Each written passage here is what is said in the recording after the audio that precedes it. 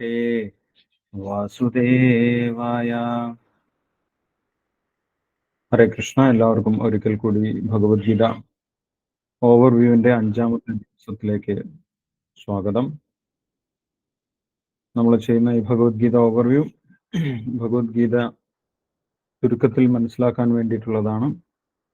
ISKCON സ്ഥാപകാചാര്യൻ കൃഷ്ണകൃപാമൂർത്തി AC. Bhaktivedanta സ്വാമി ശ്രീല പ്രഭുപാദർ വിവർത്തനവും ഭാവാർത്ഥവും നൽകിയിട്ടുള്ള ഭഗവത്ഗീത യഥാരൂപത്തിനെ അടിസ്ഥാനമാക്കിയാണ് നമ്മളെ ഓവർവ്യൂ നടത്തുന്നത്. അപ്പം നമ്മൾ കഴിഞ്ഞ ദിവസം 4-ാമത്തെ അധ്യായം വായിച്ച് ചർച്ച ചെയ്തിട്ടുണ്ടായിരുന്നു. അതിൻ്റെ മുന്നേത്തെ ദിവസം 3-ാമത്തെ ദിവസത്തിൽ 3-ാമത്തെ അധ്യായം കർമ്മയോഗം. കർമ്മയോഗത്തിന്റെ അവസാനം അർജുനൻ ഭഗവാനോട് ചോദിച്ചിട്ടുണ്ടായിരുന്നു. ഭഗവാൻ വിവിധമായിട്ടുള്ള യജ്ഞങ്ങളെ കുറിച്ച് പറഞ്ഞു കൊടുത്തു. യജ്ഞം ചെയ്യുകയാണ് ഒരു മനുഷ്യന്റെ ധർമ്മം. യജ്ഞത്തിനായിട്ടാണ് ഒരു വ്യക്തി പ്രവർത്തിക്കേണ്ടത് എന്നുള്ള കാര്യം ഭഗവാൻ പറഞ്ഞു കൊടുത്ത സമയത്ത് 3-ാമത്തെ അധ്യായത്തിന്റെ അവസാനം അർജുനൻ ചോദിച്ചു, എന്തുകൊണ്ട് സാധാരണ ജനങ്ങൾക്ക് യജ്ഞകർമ്മങ്ങളിലേക്ക് എത്തിച്ചേരാൻ സാധിക്കുന്നില്ല? യജ്ഞം ചെയ്യുന്നതാണ്, അതായത് ഭഗവാന്റെ സേവനമാണ് നല്ലതെന്ന് ഭൂരിഭാഗം ആളുകൾക്കും അറിയാം. എന്നിട്ടും യജ്ഞകർമ്മങ്ങളിലേക്ക് എത്തിച്ചേരാൻ സാധാരണ ആളുകൾക്ക് സാധിക്കുന്നില്ല. എന്താണ് അതിൻ്റെ കാരണം എന്ന് അർജുനൻ ചോദിച്ചിട്ടുണ്ടായിരുന്നു. യജ്ഞത്തിനെ കുറിച്ച് അറിഞ്ഞിട്ടും അവർ പാപകർമ്മങ്ങളിൽ തന്നെ മുഴുകിയിരിക്കുകയാണ്. അതിൻ്റെ കാരണം എന്താണെന്ന് ഭഗവാനോട് അർജുനൻ ചോദിച്ചിട്ടുണ്ടായിരുന്നു. അപ്പോൾ ഭഗവാൻ അതിന് മറുപടി പറഞ്ഞു, കാമയേഷ ക്രോധയേഷ രജോ ഗുണസമുദ്ഭവ മഹാശന മഹാപാത്മോ വിദ്യേനം ഇഹ വൈരിണം. കാമമാണ്, ഭൗതികമായിട്ടുള്ള ആഗ്രഹം, ഇന്ദ്രിയ തൃപ്തിക്ക് വേണ്ടിയുള്ള പ്രവർത്തനങ്ങളാണ് ഒരു വ്യക്തിയെ യജ്ഞകർമ്മം ചെയ്യുന്നതിൽ നിന്ന് വേറിട്ട് നിർത്തുന്നത്, യജ്ഞകർമ്മത്തിലേക്ക് എത്താൻ ഒരു വ്യക്തിക്ക് സാധിക്കാതിരിക്കുന്നത്. അതിനുശേഷം ഭഗവാൻ ആ കാമത്തിൽ നിന്നും എങ്ങനെയാണ് രക്ഷ നേടേണ്ടത്, അതിനുള്ള മാർഗവും പറഞ്ഞു കൊടുത്തു. 3-ാമത്തെ അധ്യായത്തിന്റെ അവസാന ശ്ലോകത്തിൽ എവം ബുദ്ധേ പരം ബുദ്ധ സംസ്തഭ്യാത്മാനമാത്മന ജഹി ശത്രും മഹാബാഹോ കാമരൂപം ദുരാസതം. എവം ബുദ്ധേ പരം ബുദ്ധ, നമ്മുടെ ബുദ്ധി ഉപയോഗിച്ച് പരമമായിട്ടുള്ള സത്യത്തിനെ കുറിച്ച് നമ്മൾ അറിയണം. പരമമായിട്ടുള്ള സത്യം എന്ന് പറഞ്ഞു കഴിഞ്ഞാൽ ഈശ്വരൻ തന്നെയാണ്. ഈശ്വരൻ എന്ന് പറഞ്ഞു കഴിഞ്ഞാൽ ഭഗവാൻ ശ്രീകൃഷ്ണൻ തന്നെയാണ്, അല്ല, ഈശ്വര പരമകൃഷ്ണ സച്ചിദാനന്ദ വിഗ്രഹം. പരമമായിട്ടുള്ള ഈശ്വരൻ ഭഗവാൻ ശ്രീകൃഷ്ണനാണെന്ന് ശാസ്ത്രങ്ങളിൽ പറയുന്നു. അപ്പൊ ആ പരമപുരുഷനായിട്ടുള്ള ഭഗവാനെ കുറിച്ച് അറിഞ്ഞു കഴിഞ്ഞാൽ നമ്മുടെ മനസ്സിലും ബുദ്ധിയിലുള്ള ആ കാമം എന്നുള്ള ഭൗതികമായിട്ടുള്ള ആഗ്രഹങ്ങൾ അതില്ലാതാവും, അത് ശുദ്ധീകരിക്കപ്പെടും, നമ്മുടെ മനസ്സും ഹൃദയവും ശുദ്ധമാകും എന്ന് ഭഗവാൻ പറഞ്ഞിട്ടുണ്ടായിരുന്നു. അടുത്ത അധ്യായത്തിൽ 4-ാമത്തെ അധ്യായത്തിൽ എങ്ങനെയാണ് നമ്മൾ ഭഗവാനെ കുറിച്ച് അറിയുക, ഭഗവാൻ ശ്രീകൃഷ്ണനെ അറിയുന്നതിനുള്ള വഴി എന്താണ്, അതിനുള്ള യഥാർത്ഥ മാർഗം എന്താണ്, ഇതൊക്കെ ഭഗവാൻ പറഞ്ഞു കൊടുത്തു. ഭഗവാൻ ശ്രീകൃഷ്ണനെ കുറിച്ച് അറിയുന്നത് ഭഗവാൻ ശ്രീകൃഷ്ണനിൽ നിന്നു തന്നെയാണ്. കാരണം ഭഗവാന് മാത്രമേ ഭഗവാനെ കുറിച്ച് പറയാൻ സാധിക്കുകയുള്ളൂ. ഭഗവാനെ കുറിച്ച് അറിയുന്നത് ഭഗവാന് മാത്രമാണ്. അതുകൊണ്ട് ഭഗവാൻ തന്നെ ഈ ജ്ഞാനം വ്യത്യസ്ത കാലഘട്ടങ്ങളിൽ വ്യത്യസ്ത ആചാര്യന്മാർക്ക് പറഞ്ഞു കൊടുത്തിട്ടുണ്ടായി. അതിൽ ഭഗവാൻ പറയുന്നു, അർജുനോട് പറഞ്ഞു കൊടുത്തു. അർജുനോട് പറഞ്ഞു കൊടുക്കാൻ ഉദ്ദേശിക്കുന്ന ആ ജ്ഞാനം, ഭഗവാനെ കുറിച്ചുള്ള ജ്ഞാനം, അതിന് മുമ്പേ മുൻകാലഘട്ടത്തിൽ സൂര്യദേവനായിട്ടുള്ള വിവസ്വാൻ ഉപദേശിച്ചിട്ടുണ്ടായിരുന്നു എന്ന് പറഞ്ഞുകൊണ്ടാണ് 4-ാമത്തെ അധ്യായം ആരംഭിക്കുന്നത്. ഇമം വിവസ്വതേ യോഗം പ്രോക്തവാൻ അഹം അവ്യയം വിവസ്വാൻ മനവേ പ്രാഹ മനു ഇക്ഷാഗവേ അബ്രവീത് എവം പരമ്പരാപ്രാപ്തം ഇമം രാജർഷയോ വിദു സകാലേ നേഹ മഹദാ യോഗോ നഷ്ട പരന്തവ. അപ്പൊ ഭഗവാനിൽ നിന്ന് ആരംഭിച്ചിട്ടുള്ള ആ ജ്ഞാനം എങ്ങനെയാണ് അടുത്ത തലമുറകളിലേക്ക് വ്യാപിക്കുന്നത്? ഗുരു ശിഷ്യ പരമ്പര രീതിയിലാണ് ആ ജ്ഞാനം വ്യാപിക്കുന്നത്. അപ്പൊ ഭഗവാനെ കുറിച്ച് നമ്മൾ ഊഹിക്കുകയല്ല വേണ്ടത്. ഭഗവാനെ കുറിച്ച് നമ്മൾ എന്തെങ്കിലും ഊഹിച്ചു കഴിഞ്ഞാൽ അത് തീർച്ചയായിട്ടും തെറ്റായിട്ട് പോകും. കാരണം നമ്മൾക്ക് ഭഗവാനെ കുറിച്ച് ഊഹിക്കാനുള്ള കഴിവില്ല. അപ്പൊ ഭഗവാനെ കുറിച്ച് അറിയണമെങ്കിൽ ഏവം പരമ്പരാപ്രാപ്തം, ഭഗവാനെ കുറിച്ച് അറിഞ്ഞിട്ടുള്ള ഗുരുപരമ്പരയിൽ നിന്ന് തന്നെ നമ്മൾ കേൾക്കണം. അങ്ങനെ ഗുരുപരമ്പരയിലെ ഒരു കണ്ണിയാകാൻ അർജുനനെ എന്തുകൊണ്ട് തെരഞ്ഞെടുത്തു? അതിന്റെ കാരണവും ഭഗവാൻ പറയുന്നുണ്ട്. ഭക്തോസിമേ സഖാചേതി രഹസ്യം ഹേതദുത്തമം. അർജുനൻ ഭഗവാന്റെ ഭക്തനും സുഹൃത്തുമായതുകൊണ്ടാണ് ഈ ഭഗവത്ഗീത ജ്ഞാനം, ഭഗവാനെ കുറിച്ചുള്ള ഉത്തമമായിട്ടുള്ള ജ്ഞാനം ഭഗവാൻ ഉപദേശിക്കുന്നത് എന്നുള്ള കാര്യം ഭഗവാൻ പറഞ്ഞിട്ടുണ്ടായിരുന്നു. അപ്പൊ നമ്മൾക്കും ഭഗവത്ഗീത മനസ്സിലാകണമെങ്കിൽ നമ്മളും തീർച്ചയായിട്ടും ഭഗവാന്റെ ഭക്തന്മാരായിരിക്കണം. ഭക്തന്മാർക്കാണ് ഭഗവത്ഗീത ഉപദേശിച്ചിട്ടുള്ളത്. ഭഗവാന്റെ ഭക്തനാകാതെ ഒരിക്കലും സംസ്കൃത പാണ്ഡിത്യം കൊണ്ടോ അല്ലെങ്കിൽ മറ്റേതെങ്കിലും ഡിഗ്രികൾ ഉള്ളത് കൊണ്ടോ മറ്റേതെങ്കിലും ശാസ്ത്രത്തിലുള്ള ജ്ഞാനമുള്ളത് കൊണ്ടോ നമ്മൾക്ക് ഭഗവത്ഗീത മനസ്സിലാവുകയില്ല. കാരണം ഭഗവത്ഗീത ഭക്തന്മാർക്ക് വേണ്ടി മാത്രം ഉപദേശിച്ചിട്ടുള്ളതാണ്. ഭക്തോസിമേ സഖാചേതി രഹസ്യം ഏതദുത്തമം. ഭക്തന്മാർക്ക് വേണ്ടി മാത്രമുള്ള രഹസ്യമാണ് ഭഗവത്ഗീത എന്ന് ഭഗവാൻ പറഞ്ഞു കൊടുത്തു. അതിനുശേഷം ഭഗവാനെ കുറിച്ച് അറിയണമെങ്കിൽ ഒരുപാട് ജന്മങ്ങളിലൂടെയുള്ള ശുദ്ധീകരണം ആവശ്യമാണ് എന്ന് പറഞ്ഞിട്ടുണ്ടായിരുന്നു. ആ ശുദ്ധീകരണ പ്രക്രിയ പല ആളുകളും എങ്ങനെയാണ് ചെയ്യുന്നത്, അതിനായിട്ടുള്ള വ്യത്യസ്തമായിട്ടുള്ള യജ്ഞങ്ങളെ കുറിച്ച് പറഞ്ഞു കൊടുത്തു. പല ആളുകൾ പല രീതിയിലുള്ള യജ്ഞകർമ്മങ്ങളിലൂടെ ശുദ്ധീകൃതരാകും. അങ്ങനെ ശുദ്ധീകൃതരായവർക്ക് ജ്ഞാനം സ്വീകരിക്കാൻ സാധിക്കും. വ്യത്യസ്തമായിട്ടുള്ള യജ്ഞങ്ങളെ കുറിച്ച് ഭഗവാൻ പറഞ്ഞിട്ടുണ്ടായിരുന്നു. ദ്രവ്യയജ്ഞം, സ്വാധ്യായ യജ്ഞം, പ്രാണായാമം, ഇന്ദ്രിയ നിയന്ത്രണം, ഇങ്ങനെ വ്യത്യസ്തമായിട്ടുള്ള യജ്ഞകർമ്മങ്ങൾ. ആ യജ്ഞകർമ്മങ്ങളിലൂടെ ഒരു വ്യക്തി ശുദ്ധീകൃതനായി കഴിഞ്ഞാൽ ആ വ്യക്തിക്ക് ഭഗവാനെ കുറിച്ചുള്ള ജ്ഞാനം സ്വീകരിക്കാനുള്ള യോഗ്യതയുണ്ടാകും. അതിനുശേഷം ഭഗവാൻ പറഞ്ഞു, ഇങ്ങനെയുള്ള ദ്രവ്യയജ്ഞങ്ങളെക്കാൾ ശ്രേഷ്ഠം ജ്ഞാനയജ്ഞമാണ്. നേരിട്ട് ഭഗവാനെ കുറിച്ച് മനസ്സിലാക്കുന്നതാണ് ഏറ്റവും ഉത്തമമായിട്ടുള്ള മാർഗം. അതെങ്ങനെയാണ് നേരിട്ട് ഭഗവാനെ കുറിച്ച് മനസ്സിലാക്കുന്നത് എന്നും ഭഗവാൻ പറഞ്ഞു കൊടുത്തു. ഒരു ഗുരുവിനെ സമീപിക്കണം, ഭഗവാനെ കുറിച്ച് അറിയുന്ന ഒരു ഗുരുവിനെ സമീപിക്കണം. തദ്വിധി പ്രണിപാതേന പരിപ്രശ്നേന സേവയ ഉപദേശന്തിത്തെ ജ്ഞാനം ജ്ഞാനിന തത്വദർശി. ഭഗവാനെ കുറിച്ച് അറിയുന്ന ഒരു ഗുരുവിനെ സമീപിച്ച് ഗുരുവിന് സേവനം ചെയ്തുകൊണ്ടാണ് നമ്മൾ ആ ജ്ഞാനം, ഭഗവാനെ കുറിച്ചുള്ള ജ്ഞാനം സ്വീകരിക്കേണ്ടത് എന്ന് ഭഗവാൻ പറഞ്ഞു കൊടുത്തു. അങ്ങനെ ഭഗവാനെ കുറിച്ചുള്ള ജ്ഞാനം സ്വീകരിച്ചു കഴിഞ്ഞാൽ ഒരു വ്യക്തിയുടെ എല്ലാവിധ സംശയങ്ങളും ഇല്ലാതായിട്ട് മാറും എന്ന് ഭഗവാൻ പറഞ്ഞിട്ടുണ്ടായിരുന്നു. അങ്ങനെ ആ സംശയങ്ങളൊക്കെ ഒഴിഞ്ഞ് യുദ്ധത്തിന് തയ്യാറാവുക എന്ന് കഴിഞ്ഞ അധ്യായത്തിന്റെ അവസാനം ഭഗവാൻ പറഞ്ഞു. ഭഗവാനെ കുറിച്ചുള്ള ജ്ഞാനം കൊണ്ട് എല്ലാവിധ സംശയങ്ങളും തീർത്ത് യുദ്ധത്തിന് തയ്യാറാവുക എന്നുള്ള കാര്യം ഭഗവാൻ കഴിഞ്ഞ അധ്യായത്തിന്റെ അവസാനം ഉപദേശിച്ചിട്ടുണ്ടായിരുന്നു. 42ാമത്തെ ശ്ലോകത്തിൽ തസ്മാൻ അജ്ഞാനസംഭൂതം ഹൃദസ്ഥം ജ്ഞാനാസിനാത്മന ചിത്വൈനം സംശയം യോഗം ആദിഷ്ടോത്തിഷ്ഠ ഭാരത. അതിന്റെ മുന്നത്തെ ശ്ലോകത്തിൽ ഭഗവാൻ പറയുന്നുണ്ട്, യോഗസന്യസ്ത കർമാണം ജ്ഞാനസംഛിന്ന സംശയം ആത്മവന്തം ന കർമാണി നിബധ്നന്തി ധനഞ്ജയ. യോഗസന്യസ്ത കർമാണ്, ഭൗതികമായിട്ടുള്ള കർമ്മങ്ങളൊക്കെ ഉപേക്ഷിക്കുക, യോഗത്തിനായിട്ട് പ്രവർത്തിക്കുക. യോഗം എന്ന് പറഞ്ഞു കഴിഞ്ഞാൽ ഭഗവാന് വേണ്ടി പ്രവർത്തിക്കുക, ഭഗവാന്റെ സേവനം ചെയ്യുക എന്ന് ഭഗവാൻ പറഞ്ഞിട്ടുണ്ടായിരുന്നു. ഇത് കേട്ട സമയത്ത് അർജുനന് വീണ്ടും ഒരു സംശയമുണ്ടായി. യോഗസന്യസ്ത കർമാണം എന്നാണ് ഭഗവാൻ പറഞ്ഞത്. അപ്പൊ എന്താണ് യഥാർത്ഥ യോഗം എന്നും എന്താണ് യഥാർത്ഥ സന്യാസം എന്നും അർജുനന് ഇനിയും വ്യക്തമായിട്ടില്ല. സന്യാസം എന്നുള്ള വാക്ക് കേട്ടപ്പോൾ അർജുനൻ വിചാരിച്ചു കർമ്മങ്ങളൊന്നും ചെയ്യാതിരിക്കുകയാണ്. യോഗസന്യസ്ത കർമ്മമാണ്. ഭഗവാൻ യോഗവും പറഞ്ഞു. യോഗം എന്ന് പറഞ്ഞു കഴിഞ്ഞാൽ ഭഗവാന് വേണ്ടി പ്രവർത്തിക്കുകയാണെന്ന് അർജുനൻ അറിയാം. അപ്പൊ രണ്ടും കൂടി എങ്ങനെയാണ് ശരിയാകുന്നത് എന്ന് അർജുനന് മനസ്സിലായി. ഒരു സന്യാസിയെ പോലെ പ്രവർത്തിക്കാനാണ് ഭഗവാൻ പറയുന്നത്. സന്യാസിമാർ പ്രവർത്തിക്കുകയില്ല എന്നാണ് അർജുനൻ വിചാരിക്കുന്നത്. സന്യാസം എന്ന് പറഞ്ഞു കഴിഞ്ഞാൽ യാതൊരു കർമ്മവും ചെയ്യാതിരിക്കുക എന്നാണ് അർജുനൻ വിചാരിച്ചിരുന്നത്. അതിന്റെ വിശദീകരണമാണ് ഈ ഒരു അധ്യായത്തിൽ അർജുനൻ ചോദിക്കുന്നത്.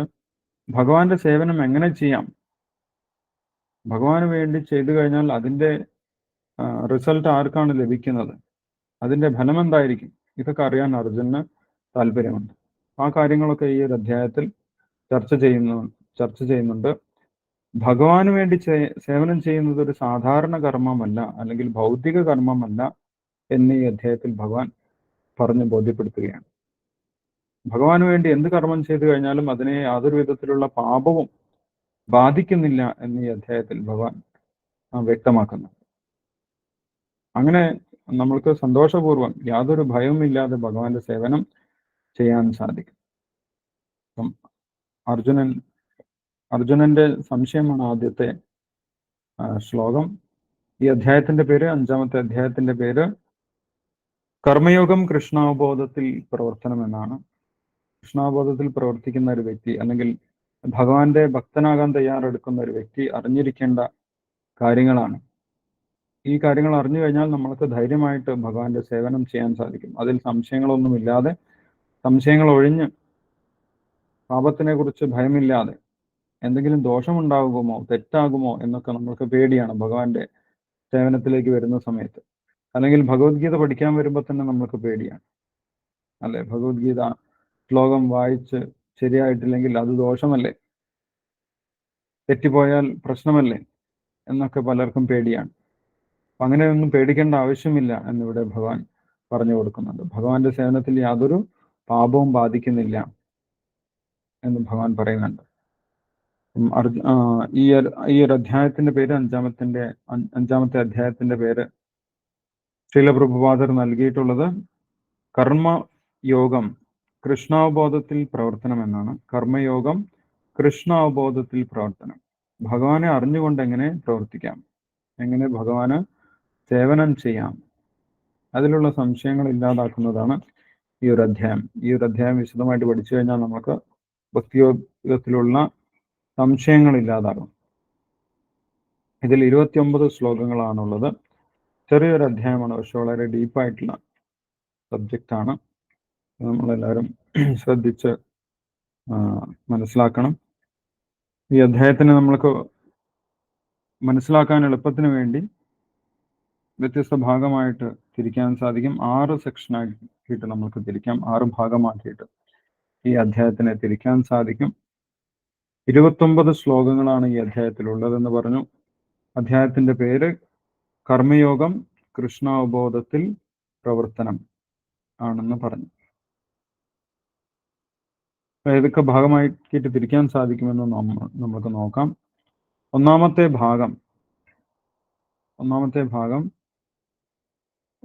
ശ്ലോകം അർജുനന്റെ സംശയമാണ്. അപ്പോൾ ഒന്നാമത്തെ ഭാഗം 1 മുതൽ 6 വരെയുള്ള ശ്ലോകങ്ങൾ.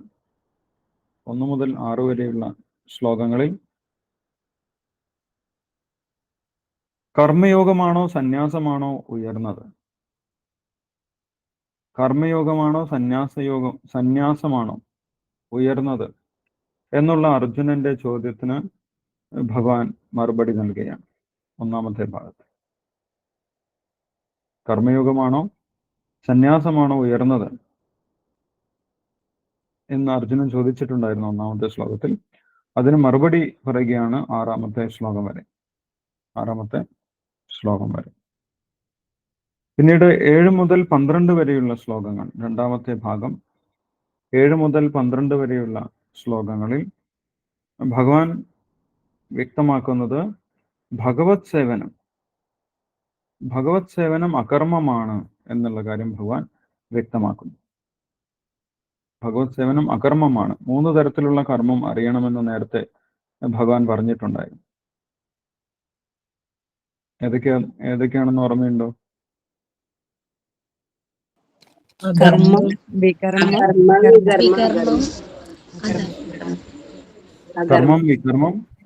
അകർമ്മം, അല്ലെ? കർമ്മണശ്ച ബോധവ്യം ച വികർമ്മം, അകർമ്മണശ്ച ബോധവ്യം ഗഹനാ കർമ്മണോഗതി എന്ന് ഭഗവാൻ പറഞ്ഞിട്ടുണ്ടായിരുന്നു. 3 തരം കർമ്മത്തിനെ കുറിച്ച് അറിയണമെന്ന് പറഞ്ഞു. കർമ്മം, വികർമ്മം, അകർമ്മം. അതിൽ ഭഗവാന്റെ സേവനം, ഭഗവാന് ചെയ്യുന്ന സേവനമെല്ലാം അകർമ്മമാണ് എന്ന് ഭഗവാൻ പറഞ്ഞു. ഭഗവാൻ പറയാൻ പോകുന്നുണ്ട് ഈ ഒരു ഭാഗത്ത്, 7 മുതൽ 12 വരെയുള്ള ഭാഗത്ത് ഭഗവാൻ പറയുന്നത് ഭഗവാന്റെ സേവനം അകർമ്മമാണ്, അതുകൊണ്ട് അതിന് യാതൊരു ഭൗതിക പ്രതികരണവുമില്ല. അതുകൊണ്ട് എന്തെങ്കിലും ദോഷമുണ്ടാകുമെന്നോ അത് ചെയ്തു കഴിഞ്ഞാൽ പാപമുണ്ടാകുമെന്നോ നമ്മൾ ഭയപ്പെടേണ്ട ആവശ്യമില്ല. അർജുനൻ ഭയപ്പെട്ടിട്ടുണ്ടായിരുന്നു, അല്ല, അർജുനൻ യുദ്ധം ചെയ്യാൻ മടിച്ചതിൽ ഒരു കാരണം അതാണ്. എന്താണ്? പാപബോധം. യുദ്ധം ചെയ്തു കഴിഞ്ഞാൽ പാപമാണ്. പാപമേവാശ്രയേതസ്മാൻ ഹത്വൈതാൻ അതതായിന. ഇവരെയൊക്കെ കൊന്നു കഴിഞ്ഞാൽ എനിക്ക് പാപമുണ്ടാകും, പിന്നെ ഞാൻ ഒരുപാട് ജന്മങ്ങളിൽ നരകത്ത് പോയി കിടക്കേണ്ടി വരും എന്ന് അർജുനൻ ചിന്തിച്ചിട്ടുണ്ടായിരുന്നു. അപ്പൊ ഭഗവാൻ ഇവിടെ വ്യക്തമാക്കുന്നത് ഭഗവാന് വേണ്ടി ചെയ്തു കഴിഞ്ഞാൽ അത് അകർമ്മമാണ്, അതിന് യാതൊരുവിധ പാപവുമില്ല, പുണ്യവുമില്ല, അതൊന്നും നമ്മൾ അനുഭവിക്കേണ്ട ആവശ്യമില്ല. ഭഗവാന് വേണ്ടി ചെയ്യുന്നത് ഭഗവാന്റെ തൃപ്തിക്ക് വേണ്ടിയിട്ടാണ്, അതിന് നമ്മൾക്ക് യാതൊരു ഉത്തരവാദിത്വമില്ല. നമ്മൾ ജസ്റ്റ് അതിന്റെ നിമിത്തം മാത്രമാകുന്നത്, നമ്മൾ ചെയ്യുന്നതേ ഉള്ളൂ, അതിന്റെ ഫലം നമ്മൾ അനുഭവിക്കേണ്ട ആവശ്യമില്ല എന്ന് ഭഗവാൻ ഇവിടെ പറഞ്ഞു കൊടുക്കും. അപ്പൊ ഭക്തിയുത സേവനം ഒരു സാധാരണ കർമ്മമല്ല, അത് അകർമ്മമാണ് എന്ന് 7 മുതൽ 12 വരെയുള്ള ശ്ലോകങ്ങളിൽ ഭഗവാൻ വ്യക്തമാക്കുന്നുണ്ട്. അപ്പൊ അത് രണ്ടാമത്തെ ഭാഗമാണ്. 7 മുതൽ 12 വരെയുള്ള ശ്ലോകത്തിൽ ഭഗവാൻ പറയുന്നത് ഭഗവത് സേവനം അകർമ്മമാണ് എന്ന് പറഞ്ഞു കൊടുക്കും. മൂന്നാമത്തെ ഭാഗം 13 മുതൽ 16 വരെയുള്ള ശ്ലോകങ്ങളാണ്. മൂന്നാമത്തെ ഭാഗം 13 മുതൽ 16 വരെയുള്ള ശ്ലോകങ്ങളാണ്. അവിടെ ഭഗവാൻ പറയുന്നത് ജ്ഞാനം കൊണ്ട്, ജ്ഞാനത്തിന്റെ സഹായത്താൽ ഭൗതിക കർമ്മങ്ങളുടെ കർത്താവ് ആത്മാവല്ല, ഭൗതിക പ്രകൃതിയാണെന്ന് മനസ്സിലാക്കാൻ സാധിക്കും. ആരെങ്കിലും മ്യൂട്ട് ചെയ്യാനുണ്ടോ? യെസ്. അപ്പം മൂന്നാമത്തെ ഭാഗത്ത് ഭഗവാൻ എന്താണ് പറയുന്നത്? ജ്ഞാനത്തിന്റെ സഹായത്താൽ ഭൗതിക കർമ്മങ്ങൾ ചെയ്യുന്നത് ആത്മാവല്ല, ഭൗതിക പ്രകൃതിയാണെന്ന് മനസ്സിലാക്കാൻ സാധിക്കും. അപ്പൊ അതിന് ജ്ഞാനം ആവശ്യമാണ് എന്നാണ് ഭഗവാൻ പറയുന്നത്. മൂന്നാമത്തെ ഭാഗം 13 മുതൽ 16 വരെയുള്ള ശ്ലോകങ്ങളിൽ ഭൗതിക കർമ്മങ്ങളുടെ കർത്താവ് ആത്മാവല്ല, ഭൗതിക പ്രകൃതിയാണെന്ന് ജ്ഞാനത്തിന്റെ സഹായത്താൽ മനസ്സിലാക്കാൻ സാധിക്കും എന്ന് ഭഗവാൻ പറഞ്ഞു കൊടുത്തു. ഇനി നാലാമത്തെ ഭാഗം 17 മുതൽ 26 വരെയുള്ള ശ്ലോകങ്ങളിൽ 17 മുതൽ 26 വരെയുള്ള ശ്ലോകങ്ങളിൽ ജ്ഞാനത്തിൽ സ്ഥിതി ചെയ്യുന്നവന്റെ ലക്ഷണങ്ങളെ കുറിച്ചാണ് പറയുന്നത്. ഒരു വ്യക്തിക്ക് യഥാർത്ഥ ജ്ഞാനമുണ്ടോ ഇല്ലയോ എന്നെങ്ങനെ മനസ്സിലാക്കാം? അതിന് ചില ലക്ഷണങ്ങൾ ഉണ്ടാകും. ഒരു വ്യക്തിക്ക് യഥാർത്ഥ ജ്ഞാനമുണ്ടെങ്കിൽ ആ വ്യക്തിക്ക് ചില ലക്ഷണങ്ങൾ ഉണ്ടാകും. ആ ജ്ഞാനത്തിൽ സ്ഥിതി ചെയ്യുന്നവന്റെ ലക്ഷണങ്ങളാണ് ഭഗവാൻ 17 മുതൽ 26 വരെയുള്ള ശ്ലോകങ്ങളിൽ പറയുന്നത്. അതിനുശേഷം അഞ്ചാമത്തെ ഭാഗം 27 മുതൽ 28 വരെയുള്ള ശ്ലോകങ്ങളിൽ 27-28 ശ്ലോകങ്ങളിൽ പറയുന്നത് അഷ്ടാംഗയോഗത്തിലൂടെയും മുക്തി നേടാമെന്നാണ്. അഷ്ടാംഗയോഗത്തിലൂടെയും മുക്തി നേടാം. കാരണം അടുത്ത അധ്യായം അഷ്ടാംഗയോഗത്തിനെ കുറിച്ചാണ് പറയാൻ പോകുന്നത്. അതുകൊണ്ടാണ് ഈ അധ്യായത്തിന്റെ അവസാന ഭാഗത്ത് ഭഗവാൻ അഷ്ടാംഗയോഗത്തിനെ കുറിച്ച് പറഞ്ഞത്.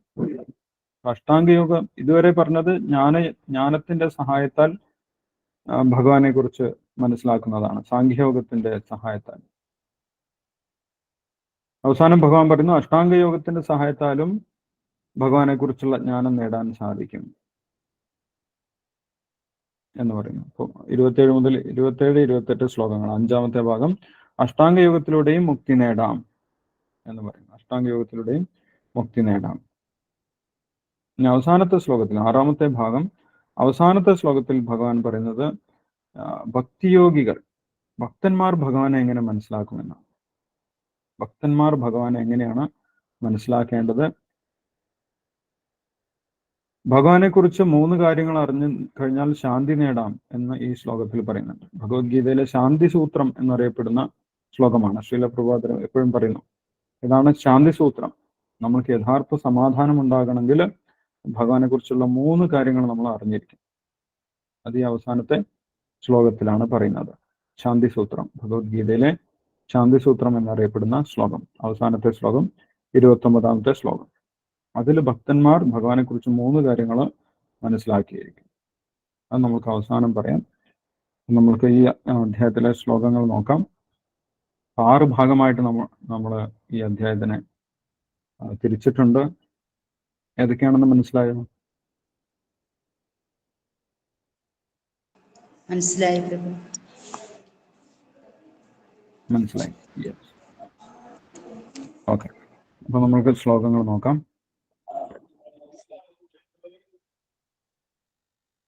അപ്പൊ നമ്മൾ നേരത്തെ പറഞ്ഞതുപോലെ അർജുനന്റെ സംശയമാണ്. കഴിഞ്ഞ അധ്യായത്തിൽ ഭഗവാൻ പറഞ്ഞിട്ടുണ്ടായിരുന്നു. 41ാമത്തെ ശ്ലോകം നോക്കിക്കഴിഞ്ഞാൽ നമുക്ക് കാണാൻ സാധിക്കും. 41ാമത്തെ ശ്ലോകത്തിൽ ഭഗവാൻ പറയുന്നു, യോഗസന്യസ്ത കർമാണ ജ്ഞാനചിഹ്ന സംശയം ആത്മബന്ധം ന കർമാണി നിബധ്നന്തി ധനഞ്ജയ. യോഗസന്യസ്ത കർമാണ, യോഗിയാകാനും ഭഗവാൻ പറയുന്നുണ്ട്, സന്യാസിയാകാനും പറയുന്നുണ്ട്. യോഗത്തിനെ കുറിച്ചും പറയുന്നുണ്ട്, സന്യാസത്തിനെ കുറിച്ചും പറയുന്നുണ്ട്. ഇത് രണ്ടും കൂടി എങ്ങനെയാണ് യോജിക്കുന്നത് എന്ന് അർജുനൻ അത്ര വ്യക്തമായിട്ട് മനസ്സിലായില്ല. യോഗം എന്ന് പറഞ്ഞു കഴിഞ്ഞാൽ കർമ്മമാണ്. ഭഗവാന് വേണ്ടി സേവനം ചെയ്യണം. ഭഗവാന് വേണ്ടി പ്രവർത്തിക്കുന്നതിനെയാണ് യോഗം എന്ന് പറയാം. അല്ലെങ്കിൽ ഭക്തി ചെയ്യുന്നതിനെയാണ് യോഗം എന്ന് പറയാം. അതിൽ കർമ്മം ഉണ്ടാകും. സന്യാസം എന്ന് പറഞ്ഞു കഴിഞ്ഞാൽ കർമ്മങ്ങളെ ഉപേക്ഷിക്കുന്നതിനെയാണ് സന്യാസം എന്ന് പറയുന്നത്. ഭഗവാൻ രണ്ടും കൂടി മിക്സ് ചെയ്തിട്ടാണ് പറഞ്ഞത്. യോഗസന്യസ്ത കർമാണ് എന്നാണ് പറഞ്ഞത്. ഇതെങ്ങനെ മനസ്സിലാക്കാൻ സാധിക്കും? രണ്ടും എങ്ങനെ ഒരുമിച്ച് കൊണ്ടുപോകാൻ സാധിക്കും എന്നുള്ളത് അർജുനന് സംശയമായി.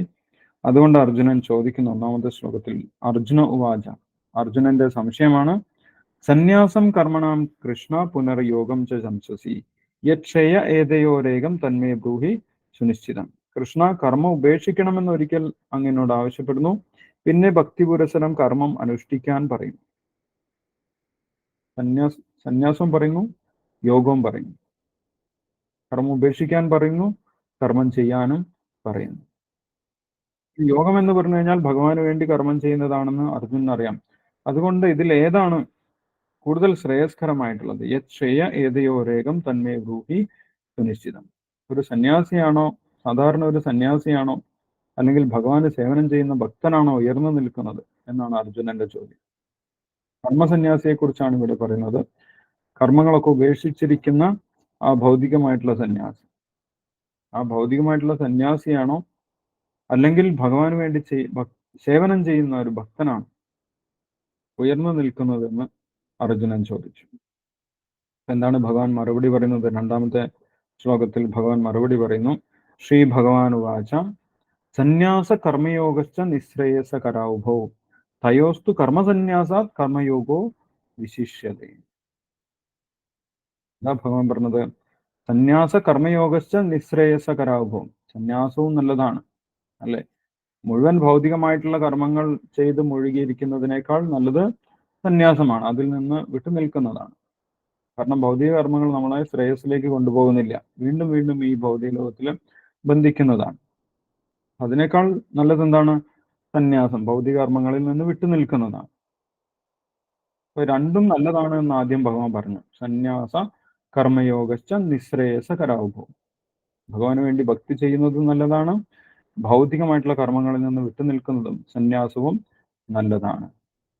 അതിനുശേഷം 2ാമത്തെ വരിയിൽ ഭഗവാൻ എന്താണ് പറയുന്നത്? തയോസ്തു കർമ്മസന്യാസാത് കർമ്മയോഗോ വിശിഷ്യതേ. ഇതില് കർമ്മസന്യാസത്തേക്കാൾ നല്ലതാണ് കർമ്മയോഗം എന്ന് പറയുന്നത്. തയോസ്തു കർമ്മസന്യാസാത് കർമ്മയോഗോ വിശിഷ്യതേ. വെറുതെ കർമ്മം ഉപേക്ഷിച്ച് നിൽക്കുന്നതിനേക്കാൾ നല്ലതാണ് എന്ത്? ഇവിടെ കറണ്ട് പോയി. വെറുതെ കർമ്മം ഉപേക്ഷിച്ച് നിൽക്കുന്നതിനേക്കാൾ നല്ലത്, ശ്രേയസ്കരം എന്താണ്? ഭഗവാന് വേണ്ടി കർമ്മം ചെയ്യുന്നതാണ് നല്ലത് എന്ന് ഭഗവാൻ പറഞ്ഞു. തയോസ്തു കർമ്മസന്യാസാത് കർമ്മയോഗോ വിശിഷ്യതേ. അപ്പൊ ഭൗതിക കർമ്മങ്ങളിൽ നിന്ന് വിട്ടുനിൽക്കുന്ന സന്യാസിയേക്കാൾ ശ്രേഷ്ഠനാണ് ഭഗവാന് വേണ്ടി കർമ്മം ചെയ്യുന്ന ഒരു വ്യക്തി എന്നാണ് ഇവിടെ ഭഗവാൻ വ്യക്തമാക്കുന്നത്. അതിന്റെ കാരണം എന്താണെന്ന് അടുത്ത ശ്ലോകങ്ങളിൽ ഭഗവാൻ വ്യക്തമാക്കുന്നുണ്ട്. ഏറ്റവും വളരെ വ്യക്തമായിട്ട് 6-ാമത്തെ ശ്ലോകത്തിൽ അതിന്റെ കാരണം ഭഗവാൻ പറയുന്നുണ്ട്. എന്തുകൊണ്ട് ഒരു കർമ്മസന്യാസിയേക്കാൾ ഒരു ഭക്തൻ ഉയർന്നു നിൽക്കുന്നു എന്നുള്ള കാര്യം 6-ാമത്തെ ശ്ലോകത്തിൽ പറയുന്നുണ്ട്. 6-ാമത്തെ ശ്ലോകം എന്താണ്? എല്ലാവരുടെ കയ്യിലും പുസ്തകമുണ്ടോ? 6-ാമത്തെ ശ്ലോകം. സന്യാസ്തു മഹാബാഹോ ദുഃഖമാപ്തു യോഗത യോഗയുക്തോ മുനിർബ്രഹ്മ നജിരേണാദി ഗച്ഛതി. യെസ്. സന്യാസസ്തു മഹാബാഹോ ദുഃഖമാപ്തും അയോഗത യോഗയുക്തോ മുനിർബ്രഹ്മ നച്ചിരേണ അധിഗച്ഛതി എന്നാണ് പറയുന്നത്. നമ്മൾ വെറുതെ കർമ്മങ്ങൾ ഉപേക്ഷിച്ചത് കൊണ്ടായില്ല. ഭൗതികമാണെന്ന് പറഞ്ഞിട്ട് കർമ്മം ഉപേക്ഷിച്ച് നമ്മൾക്ക് നിൽക്കാൻ സാധിക്കില്ല. കാരണം എന്താണ്? കർമ്മം ചെയ്യാനുള്ള വാസന എപ്പോഴും ജീവാത്മാവിനുണ്ട്. അത് നമ്മൾ നേരത്തെ മനസ്സിലാക്കിയിട്ടുണ്ട്. 3-ാമത്തെ അധ്യായത്തിൽ ഭഗവാൻ പറഞ്ഞിട്ടുണ്ട്, നഹി കശ്ചിത് ക്ഷണമഭി ജാതുതിഷ്ഠത്യ കർമ്മകൃതം. കർമ്മമൊന്നും ചെയ്യാതിരിക്കാൻ ആർക്ക് സാധിക്കില്ല? ജീവാത്മാവിന് സാധിക്കില്ല. കർമ്മമൊക്കെ ഉപേക്ഷിച്ചാലും ആ ജീവാത്മാവിന് എന്തെങ്കിലും ചെയ്യണം എന്നുള്ള ഒരു ടെൻഡൻസി ഉണ്ടാവും, അല്ലേ? നമ്മളൊരു റൂമിൽ പൂട്ടിയിട്ടിട്ട് നമ്മളോട് പറയാം, നിങ്ങൾ ഒന്നും ചെയ്യണ്ട, ഇവിടെ തന്നെ ഇരുന്നാൽ മതി എന്ന് പറഞ്ഞു കഴിഞ്ഞാൽ നമ്മൾക്ക് ഇഷ്ടപ്പെടുമോ? ഒരു ദിവസമൊക്കെ നമ്മൾ എങ്ങനെയെങ്കിലും കർമ്മം ഒന്നും ചെയ്യാതിരിക്കും. പക്ഷെ അങ്ങനെ അടങ്ങിയിരിക്കാൻ നമ്മൾക്ക് സാധിക്കില്ല. കാരണം ജീവാത്മാവ് എന്ന് പറഞ്ഞു കഴിഞ്ഞാൽ അങ്ങനെ അടങ്ങിയിരിക്കുന്ന ആളല്ല, എപ്പോഴും പ്രവർത്തിച്ചുകൊണ്ടിരിക്കുന്ന ആളാണ്. അപ്പം എപ്പോഴും പ്രവർത്തിച്ചുകൊണ്ടിരിക്കുന്ന ഒരു വ്യക്തിയോട് ഒന്നും ചെയ്യരുത് എന്ന് പറഞ്ഞു കഴിഞ്ഞാൽ അത് പ്രാക്ടിക്കൽ അല്ല. അതിനെന്തെങ്കിലും ചെയ്യാൻ താല്പര്യമുണ്ടാകും. അപ്പൊ കൃത്രിമമായിട്ട് നമ്മൾ സന്യാസം സ്വീകരിച്ചു കഴിഞ്ഞാലും ഒരു കർമ്മവും ചെയ്യുന്നില്ലെങ്കിലും നമ്മൾക്ക് കർമ്മം ചെയ്യാനുള്ള വാസനയുണ്ടാകും, എന്തെങ്കിലും ചെയ്യണമെന്ന് താല്പര്യമുണ്ടാകും. അത് ജീവാത്മാവിന്റെ സ്വഭാവമാണ്, അത് മാറുന്നില്ല. അപ്പൊ നമ്മൾക്ക് ദുഃഖമുണ്ടാകും, എന്തെങ്കിലും കർമ്മം ചെയ്യണമെന്ന് താല്പര്യമുണ്ടാകും. അങ്ങനെ സന്യാസി ഭഗവാന്റെ സേവനത്തിലേക്ക് വന്നിട്ടില്ലെങ്കിൽ, ഭഗവാന്റെ ഭക്തിയുത സേവനത്തിലേക്ക് വന്നിട്ടില്ലെങ്കിൽ എന്ത് സംഭവിക്കും? വീണ്ടും ഭൗതിക കർമ്മങ്ങളിലേക്ക് വരേണ്ടി വരും, താഴ്ന്ന തരത്തിലുള്ള ഭൗതിക പ്രവർത്തനങ്ങളിലേക്ക് വരേണ്ടി വരും. അതാണ് ഇവിടെ പറയുന്നത്, സന്യാസസ്തു മഹാബാഹോ ദുഃഖമാപ്തും അയോഗത. അയോഗത എന്ന് പറഞ്ഞു കഴിഞ്ഞാൽ സന്യാസിയായി പക്ഷേ ഭഗവാന്റെ സേവനം ചെയ്യുന്നില്ല. അപ്പൊ എന്ത് സംഭവിക്കും? കർമ്മം ചെയ്യാനുള്ള വാസനയുണ്ട്, അതുകൊണ്ട് വീണ്ടും താഴ്ന്ന തരത്തിലുള്ള ആത്മീയ പ്രവർത്തനത്തിൽ നിന്ന് താഴ്ന്ന തരത്തിലുള്ള പ്രവർത്തനങ്ങളിലേക്ക് വരേണ്ടി വരും, പുണ്യപ്രവർത്തനങ്ങളിലേക്ക് വരേണ്ടി വരും. അല്ല, അതാണ് പലരും നമ്മൾക്ക് കാണാൻ സാധിക്കും. സന്യാസം എടുത്തിട്ടും അവര് ഭൗതിക പ്രവർത്തനങ്ങളിലേക്ക് വരുന്നതായിട്ട് നമ്മൾക്ക് കാണാൻ സാധിക്കും. ഒരു സന്യാസിയുടെ ഡ്യൂട്ടി അതല്ല. സന്യാസി ഭഗവാന്റെ സേവനം ചെയ്യാനുള്ള വ്യക്തിയാണ് എന്ന് അടുത്ത അധ്യായങ്ങളിൽ പറയുന്നുണ്ട്. 6-ാമത്തെ അധ്യായത്തിൽ ആദ്യത്തെ ശ്ലോകം തന്നെ അടുത്ത അധ്യായത്തിൽ നമ്മൾ നാളെ വായിക്കും. ആദ്യത്തെ ശ്ലോകം തന്നെ സന്യാസിയുടെ ഡെഫിനിഷനാണ് പറയുന്നത്. ആരാണ് സന്യാസി എന്നുള്ള ഡെഫിനിഷൻ ഭഗവാൻ പറയുന്നുണ്ട്. കാര്യം കർമ്മ കരോതിയ, ഭഗവാന് വേണ്ടി സേവനം ചെയ്യുന്ന വ്യക്തിയാണ് യഥാർത്ഥ സന്യാസി എന്ന് അവിടെ ഭഗവാൻ പറയുന്നുണ്ട്. അപ്പോൾ സന്യാസി എന്ന് പറഞ്ഞു കഴിഞ്ഞാൽ കർമ്മം ചെയ്യാതിരിക്കുന്ന വ്യക്തിയല്ല. കർമ്മം ചെയ്യാതിരിക്കാൻ നമ്മൾക്ക് സാധിക്കുകയുമില്ല. കർമ്മം ചെയ്യാതിരിക്കാൻ ശ്രമിച്ചു കഴിഞ്ഞാൽ നമ്മൾക്ക് ദുഃഖമുണ്ടാകും. അങ്ങനെ വീണ്ടും ഭൗതിക കർമ്മങ്ങളിലേക്ക് വരേണ്ടി വരും. അപ്പോൾ സന്യാസം എടുത്തവർക്ക് വീണ്ടും രാഷ്ട്രീയത്തിലേക്ക് വരേണ്ടി വരും, അല്ലെങ്കിൽ പുണ്യപ്രവൃത്തികൾ, ചാരിറ്റബിൾ ആക്ടിവിറ്റീസ്, അതേപോലെ സ്കൂളുകൾ ഉണ്ടാക്കുക, അന്നദാനം ചെയ്യുക, ഇങ്ങനെയുള്ള ഭൗതികമായിട്ടുള്ള കർമ്മങ്ങളിലേക്ക് അവർക്ക് വീണ്ടും വരേണ്ടി വരും. എങ്ങനെയാണെങ്കിൽ ഭഗവാന് വേണ്ടി സേവനം ചെയ്യുന്നില്ലെങ്കിൽ ദുഃഖമാപ്തും അയോഗത. അയോഗത എന്ന് പറഞ്ഞു കഴിഞ്ഞാൽ ഭഗവാനുമായിട്ട് യോജിച്ച് പ്രവർത്തിക്കണമെന്നാണ്. ഭഗവാന്റെ നിർദ്ദേശം അനുസരിച്ച് പ്രവർത്തിക്കുക. ഭഗവാന്റെ നിർദ്ദേശം അനുസരിച്ച് പ്രവർത്തിച്ചില്ലെങ്കിൽ വീണ്ടും ഭൗതിക കർമ്മങ്ങളിലേക്ക് വരേണ്ടി വരും. ഇപ്പം വെറുതെ സന്യാസിയായിട്ടിരിക്കുന്ന വ്യക്തിയേക്കാൾ ഉന്നതൻ ഭക്തനാണ് എന്ന് പറയുന്നതിന് കാരണം അതാണ്. ഭക്തൻ ഭൗതിക കർമ്മങ്ങൾ ഉപേക്ഷിക്കുകയും ചെയ്തു, ഭഗവാന്റെ സേവനം ചെയ്യുകയും ചെയ്തു. രണ്ടും ചെയ്യുന്നുണ്ട്, അല്ലെ? ഭൗതിക കർമ്മം ഉപേക്ഷിക്കാതെ പൂർണ്ണമായിട്ട് നമ്മൾക്ക് ഭഗവാന്റെ സേവനം ചെയ്യാൻ സാധിക്കില്ല. അപ്പൊ അങ്ങനെയുള്ള ഭക്തനാണ് സാധാരണ സന്യാസിയേക്കാൾ ഉയർന്നു നിൽക്കുന്ന വ്യക്തി എന്നിവിടെ ഭഗവാൻ വ്യക്തമാക്കുകയാണ് 6-ാമത്തെ ശ്ലോകത്തിൽ.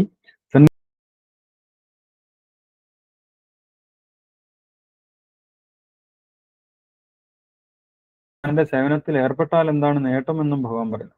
ഭഗവാന്റെ സേവനത്തിൽ തുടർച്ചയായി ഏർപ്പെട്ട് കഴിഞ്ഞാൽ യോഗയുക്തോ മുനിർ ബ്രഹ്മ, അവസാനം ആ വ്യക്തിക്ക് പരമപുരുഷനായിട്ടുള്ള ഭഗവാന്റെ അടുത്തേക്ക് തിരിച്ചു പോകാനും സാധിക്കും. അല്ലെ, മോക്ഷം നേടി ഭഗവാന്റെ അടുത്തേക്ക് തിരിച്ചു പോകാനും സാധിക്കും എന്ന് പറയും. ഒരു കർമ്മസന്യാസിയേക്കാൾ ഉയർന്ന വ്യക്തിയാണ് ഭഗവാന് സേവനം ചെയ്യുന്ന ഭക്തൻ എന്ന് പറയും. അത് ആർക്ക് വേണമെങ്കിലും ചെയ്യാം.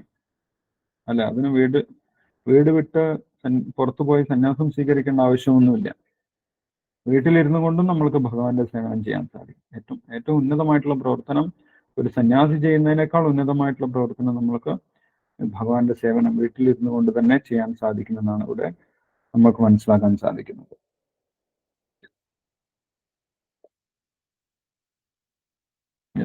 അപ്പൊ അങ്ങനെ ഭഗവാന് വേണ്ടി സേവനം ചെയ്യുന്ന ഒരു വ്യക്തി എല്ലാവിധ കർമ്മങ്ങളും ചെയ്യുമെന്നാണ് അടുത്ത ശ്ലോകങ്ങളിൽ പറയുന്നത്. നേരത്തെ പറഞ്ഞു ഭഗവത് സേവനം അകർമ്മമാണ് എന്നുള്ള ഭാഗമാണ് അടുത്ത് പറയാൻ പോകുന്നത്. അപ്പം ഭഗവത് സേവനത്തിൽ എല്ലാവിധ കർമ്മങ്ങളും ഉണ്ട്. എല്ലാവിധ കർമ്മങ്ങളും നമ്മുടെ ശരീരം കൊണ്ടും മനസ്സുകൊണ്ടും ബുദ്ധി കൊണ്ടും ഒക്കെ കർമ്മം ചെയ്യാം. പക്ഷെ അതിനൊന്നും കർമ്മഫലമില്ല. ഭഗവാന്റെ സേവനമായതുകൊണ്ട് അതിനൊന്നും പാപമോ ദോഷമോ ഒന്നും നമ്മൾ അനുഭവിക്കേണ്ട ആവശ്യമില്ല എന്നിവിടെ പറയുന്നു. ഭഗവാൻ അടുത്ത ശ്ലോകങ്ങളിൽ പറയുന്നുണ്ട്, അങ്ങനെയുള്ള ഒരു വ്യക്തി യോഗയുക്തോ വിശുദ്ധാത്മ, ഭഗവാന് വേണ്ടി സേവനം ചെയ്യുന്ന ഒരു വ്യക്തി വിജിതാത്മാ ജിതേന്ദ്രിയ സർവഭൂതാത്മ കുർവന്നഭിന ലിപ്യതേ, ഭഗവാന് വേണ്ടി സേവനം ചെയ്യുന്ന ഒരു വ്യക്തി എല്ലാവിധ പ്രവർത്തനങ്ങളും ചെയ്തുകൊണ്ടിരുന്നാലും ഒരു കർമ്മവും അദ്ദേഹത്തിനെ ബാധിക്കുന്നില്ല എന്ന് പറയും. കുർവന്നഭി ന ലിപ്യതേ. യഥാർത്ഥ സന്യാസി അല്ലെങ്കിൽ യഥാർത്ഥ ഭക്തൻ എന്ന് പറഞ്ഞു കഴിഞ്ഞാൽ മൗനമായിട്ട് ഒരു സ്ഥലത്ത് ധ്യാനിച്ചിരിക്കുന്ന വ്യക്തിയല്ല, എല്ലാവിധ കർമ്മങ്ങളും ചെയ്യുന്ന വ്യക്തിയാണ് എന്നാണ് ഇവിടെ ഭഗവാൻ പറയുന്നത്. കുർവൻ നബി ന ലിപ്യതേ, അദ്ദേഹം എല്ലാവിധ പ്രവർത്തനങ്ങളും ചെയ്യും. എല്ലാവിധ പ്രവർത്തനങ്ങളും ചെയ്താലും ഭഗവാന് വേണ്ടി ചെയ്യുന്നത് കൊണ്ട്, ഭഗവാൻ അർപ്പിച്ചുകൊണ്ട് പ്രവർത്തനം ചെയ്യുന്നത് കൊണ്ട് അദ്ദേഹത്തിന് ആ കർമ്മബലമൊന്നും ബാധിക്കുന്നില്ല. കുർവൻ നബി ന ലിപ്യതേ എന്നാണ് ഭഗവാൻ പറയുന്നത്. അപ്പൊ ഇത് ഭക്തിയെക്കുറിച്ചാണ് പറയുന്നത്. ഭഗവാന്റെ സേവനം, ഭഗവാന്റെ സേവനത്തിന് യാതൊരു പാപബലവും ഇല്ല. അതുകൊണ്ട് അർജുനോട് പറയാണ്, നീ ദുഃഖിക്കേണ്ട ആവശ്യമില്ല. നീ യുദ്ധം ഭഗവാന് വേണ്ടി ചെയ്യുക.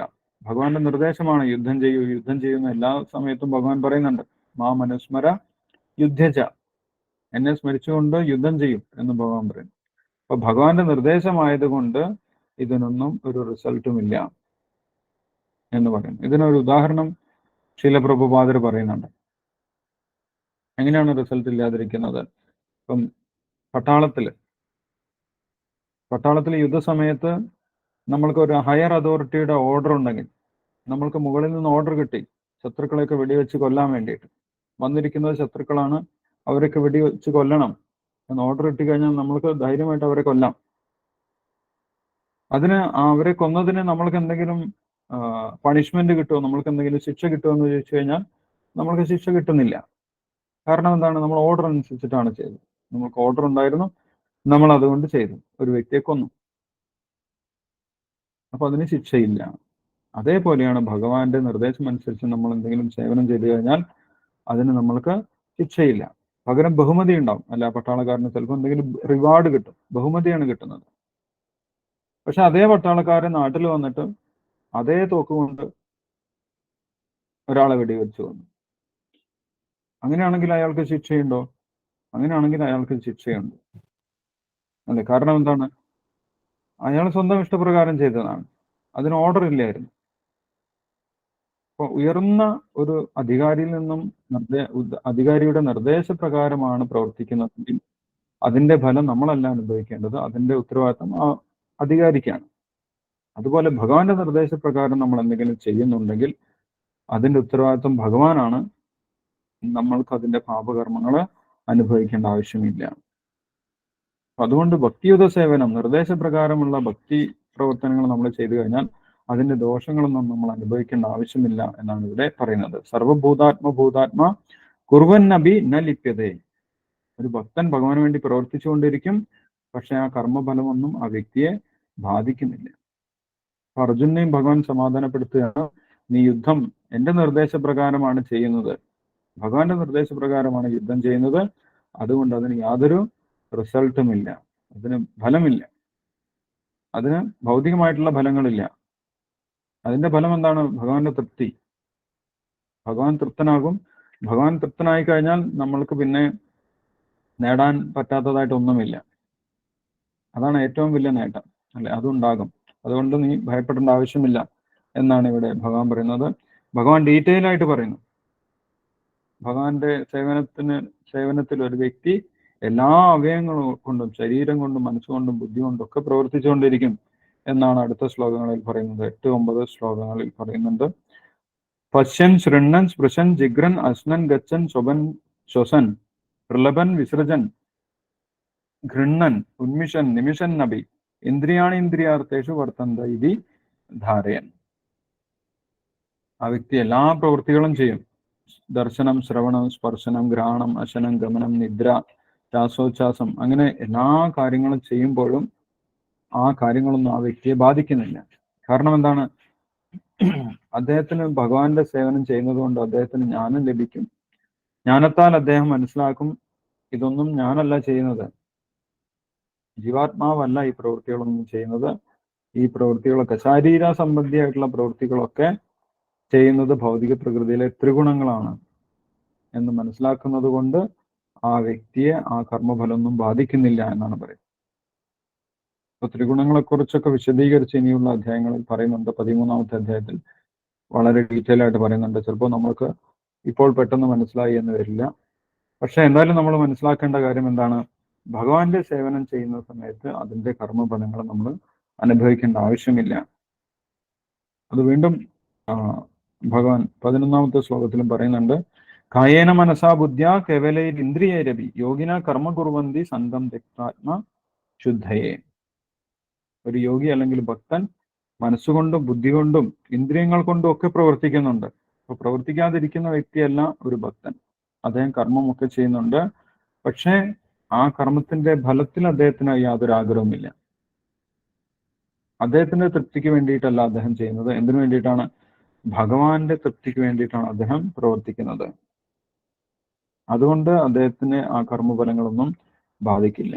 നമ്മൾ ഭഗവാന്റെ തൃപ്തിക്ക് വേണ്ടി എന്തെങ്കിലും ചെയ്യുകയാണെങ്കിൽ അതിന്റെ കർമ്മഫലം നമ്മൾക്ക് അനുഭവിക്കേണ്ട ആവശ്യമില്ല എന്നാണ് ഇവിടെ ഭഗവാൻ വ്യക്തമാക്കുന്നത്.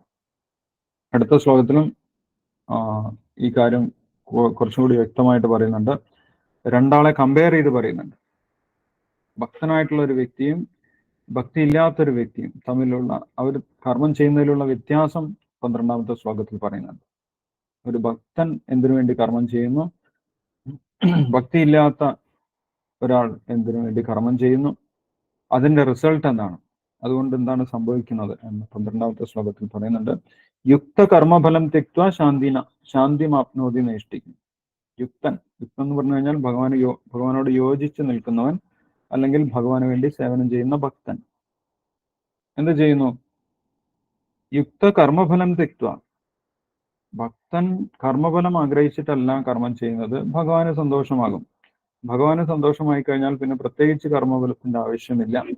ഭഗവാന്റെ അറേഞ്ച്മെന്റ് കൊണ്ട് ആ ഭക്തന് ആവശ്യമുള്ള കാര്യങ്ങളൊക്കെ ലഭിച്ചോളും. പ്രത്യേകിച്ച് ഒരു കർമ്മഫലത്തിന് വേണ്ടി ആഗ്രഹിക്കേണ്ട ആവശ്യമില്ല. എന്റെ കാര്യമൊക്കെ ഭഗവാൻ നോക്കിക്കോളും എന്ന് ആ ഭക്തന് ഉറപ്പുമുണ്ട്. അതുകൊണ്ട് ആ കർമ്മത്തിൽ ജയമോ തോൽവിയോ ഒന്നും ആ ഭക്തനെ ബാധിക്കുന്നില്ല. അതുകൊണ്ട് സന്തോഷമായിട്ട് സമാധാനമായിട്ട് ജയത്തിലും പരാജയത്തിലും ലാഭത്തിലും നഷ്ടത്തിലും ഒന്നും ചിന്തയില്ലാതെ ആ വ്യക്തിക്ക് എന്ത് ചെയ്യാൻ സാധിക്കും? ഭക്തി സേവനം ചെയ്യാൻ സാധിക്കും. അങ്ങനെ അയാൾക്ക് സമാധാനം ഉണ്ടാകുമെന്നാണ് ഇവിടെ പറയുന്നത്. യുക്ത കർമ്മഫലം തെക്വ ശാന്തിമാപ്നോതി നൈഷ്ഠിക്കും. സന്തോഷത്തോടുകൂടി അദ്ദേഹത്തിന് ഭക്തി ചെയ്യാൻ സാധിക്കും. ഇതിന്റെ റിസൾട്ട് എന്തായിരിക്കും എന്നതിനെ കുറിച്ചൊരു ഉത്കണ്ഠയുമില്ല. പക്ഷെ ഭക്തനല്ലാത്ത ഒരാളെ കുറിച്ചാണ് അടുത്ത വരിയിൽ പറയുന്നത്. 12ാമത്തെ ശ്ലോകത്തില് 2ാമത്തെ വരിയിൽ പറയുന്നത്. എന്താണ് പറയുന്നത്? അയുക്ത കാമകാരേണ ഫലേ സക്തോ നിബദ്ധ്യത. ഭഗവാനിൽ വിശ്വാസമില്ലാത്ത ഒരു വ്യക്തി എന്തിനു വേണ്ടിയിട്ടാണ് പ്രവർത്തിക്കുന്നത്? എന്തെങ്കിലും കിട്ടുമെന്ന് വിചാരിച്ചിട്ടാണ് പ്രവർത്തിക്കുന്നത്. അല്ലെ, കർമ്മഫലത്തിൽ വലിയ ആസക്തി ഉണ്ടായിരിക്കും. എന്തെങ്കിലും കിട്ടണം, അത് ലഭിക്കുമോ, ജയിക്കുമോ, അല്ലെങ്കിൽ തോൽക്കുമോ എന്നുള്ള വലിയ ടെൻഷനിലായിരിക്കും അവർ പ്രവർത്തിക്കുക. അവർക്ക് സമാധാനമായിട്ട് ഒരു പ്രവർത്തനം ചെയ്യാൻ സാധിക്കുകയില്ല. അങ്ങനെ അവർ കർമ്മഫലത്തിന് വേണ്ടി പ്രവർത്തിച്ചു കൊണ്ടിരിക്കും. അതിൽ അവർ ബദ്ധരായി തീരുമെന്നാണ് പറയുന്നത്. അവർക്ക് സമാധാനം പോലും ഉണ്ടാവുന്നില്ല. വലിയ വലിയ ഉത്കണ്ഠയായിരിക്കും. പ്രവർത്തിക്കുമ്പോഴും ഉത്കണ്ഠ, പ്രവർത്തിച്ചു കഴിഞ്ഞ റിസൾട്ടിൽ എന്തെങ്കിലും മാറ്റം ഉണ്ടായി കഴിഞ്ഞാലും വലിയ ഉത്കണ്ഠയാണ്. അതാണ് കർമ്മഫലം ആഗ്രഹിച്ച് പ്രവർത്തിക്കുമ്പോഴും ഭഗവാന് വേണ്ടി പ്രവർത്തിക്കുമ്പോഴും തമ്മിലുള്ള വ്യത്യാസം. ഭഗവാന് വേണ്ടി സമാധാനമായിട്ടൊരു വ്യക്തിക്ക് പ്രവർത്തിക്കാം. എല്ലാം ഭഗവാൻ അർപ്പിച്ചു കഴിഞ്ഞാൽ പിന്നെ ഭഗവാൻ നോക്കിക്കോണം, പിന്നെ നമ്മളൊന്നും നോക്കേണ്ട ആവശ്യമില്ല. പക്ഷെ സ്വന്തം താല്പര്യത്തിന് വേണ്ടി, കർമ്മഫലത്തിന് വേണ്ടി പ്രവർത്തിക്കുമ്പോൾ വലിയ ഉത്കണ്ഠയിൽ പ്രവർത്തിക്കേണ്ടി വരും എന്നാണ് പറയുന്നത്. ഫലേ സക്തോ നിബദ്ധത എന്ന് പറയുന്നത്.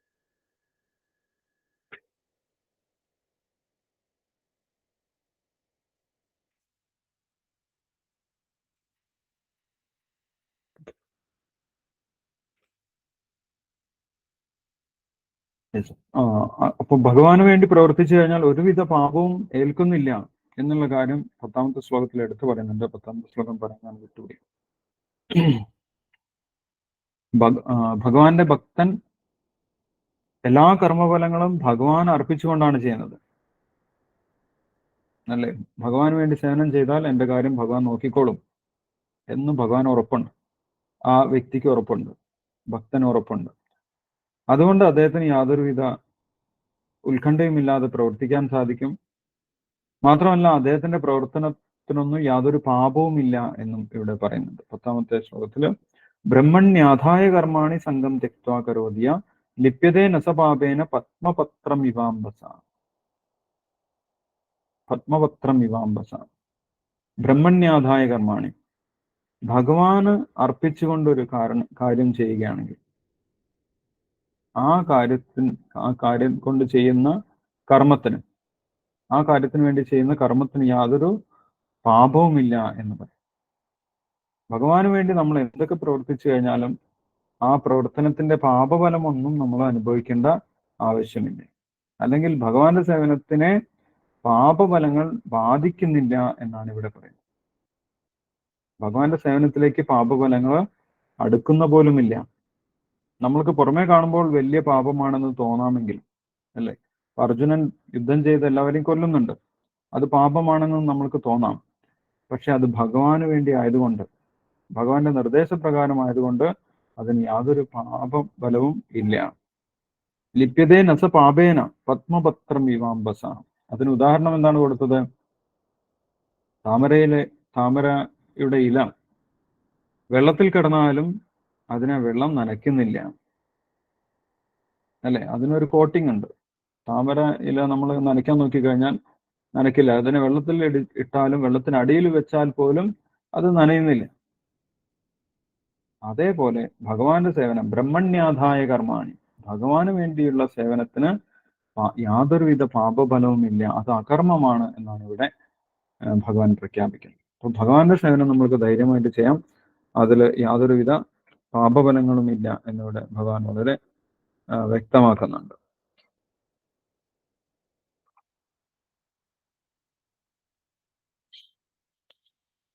അപ്പൊ യഥാർത്ഥ ജ്ഞാനമില്ലാത്തത് കൊണ്ടാണ് ഒരു വ്യക്തിക്ക് ഈ 3 കർമ്മങ്ങളെക്കുറിച്ചും തിരിച്ചറിയാൻ സാധിക്കാത്തത് എന്ന് അടുത്ത ശ്ലോകത്തിൽ 15ാമത്തെ ശ്ലോകത്തിൽ ഭഗവാൻ പറയുന്നുണ്ട്.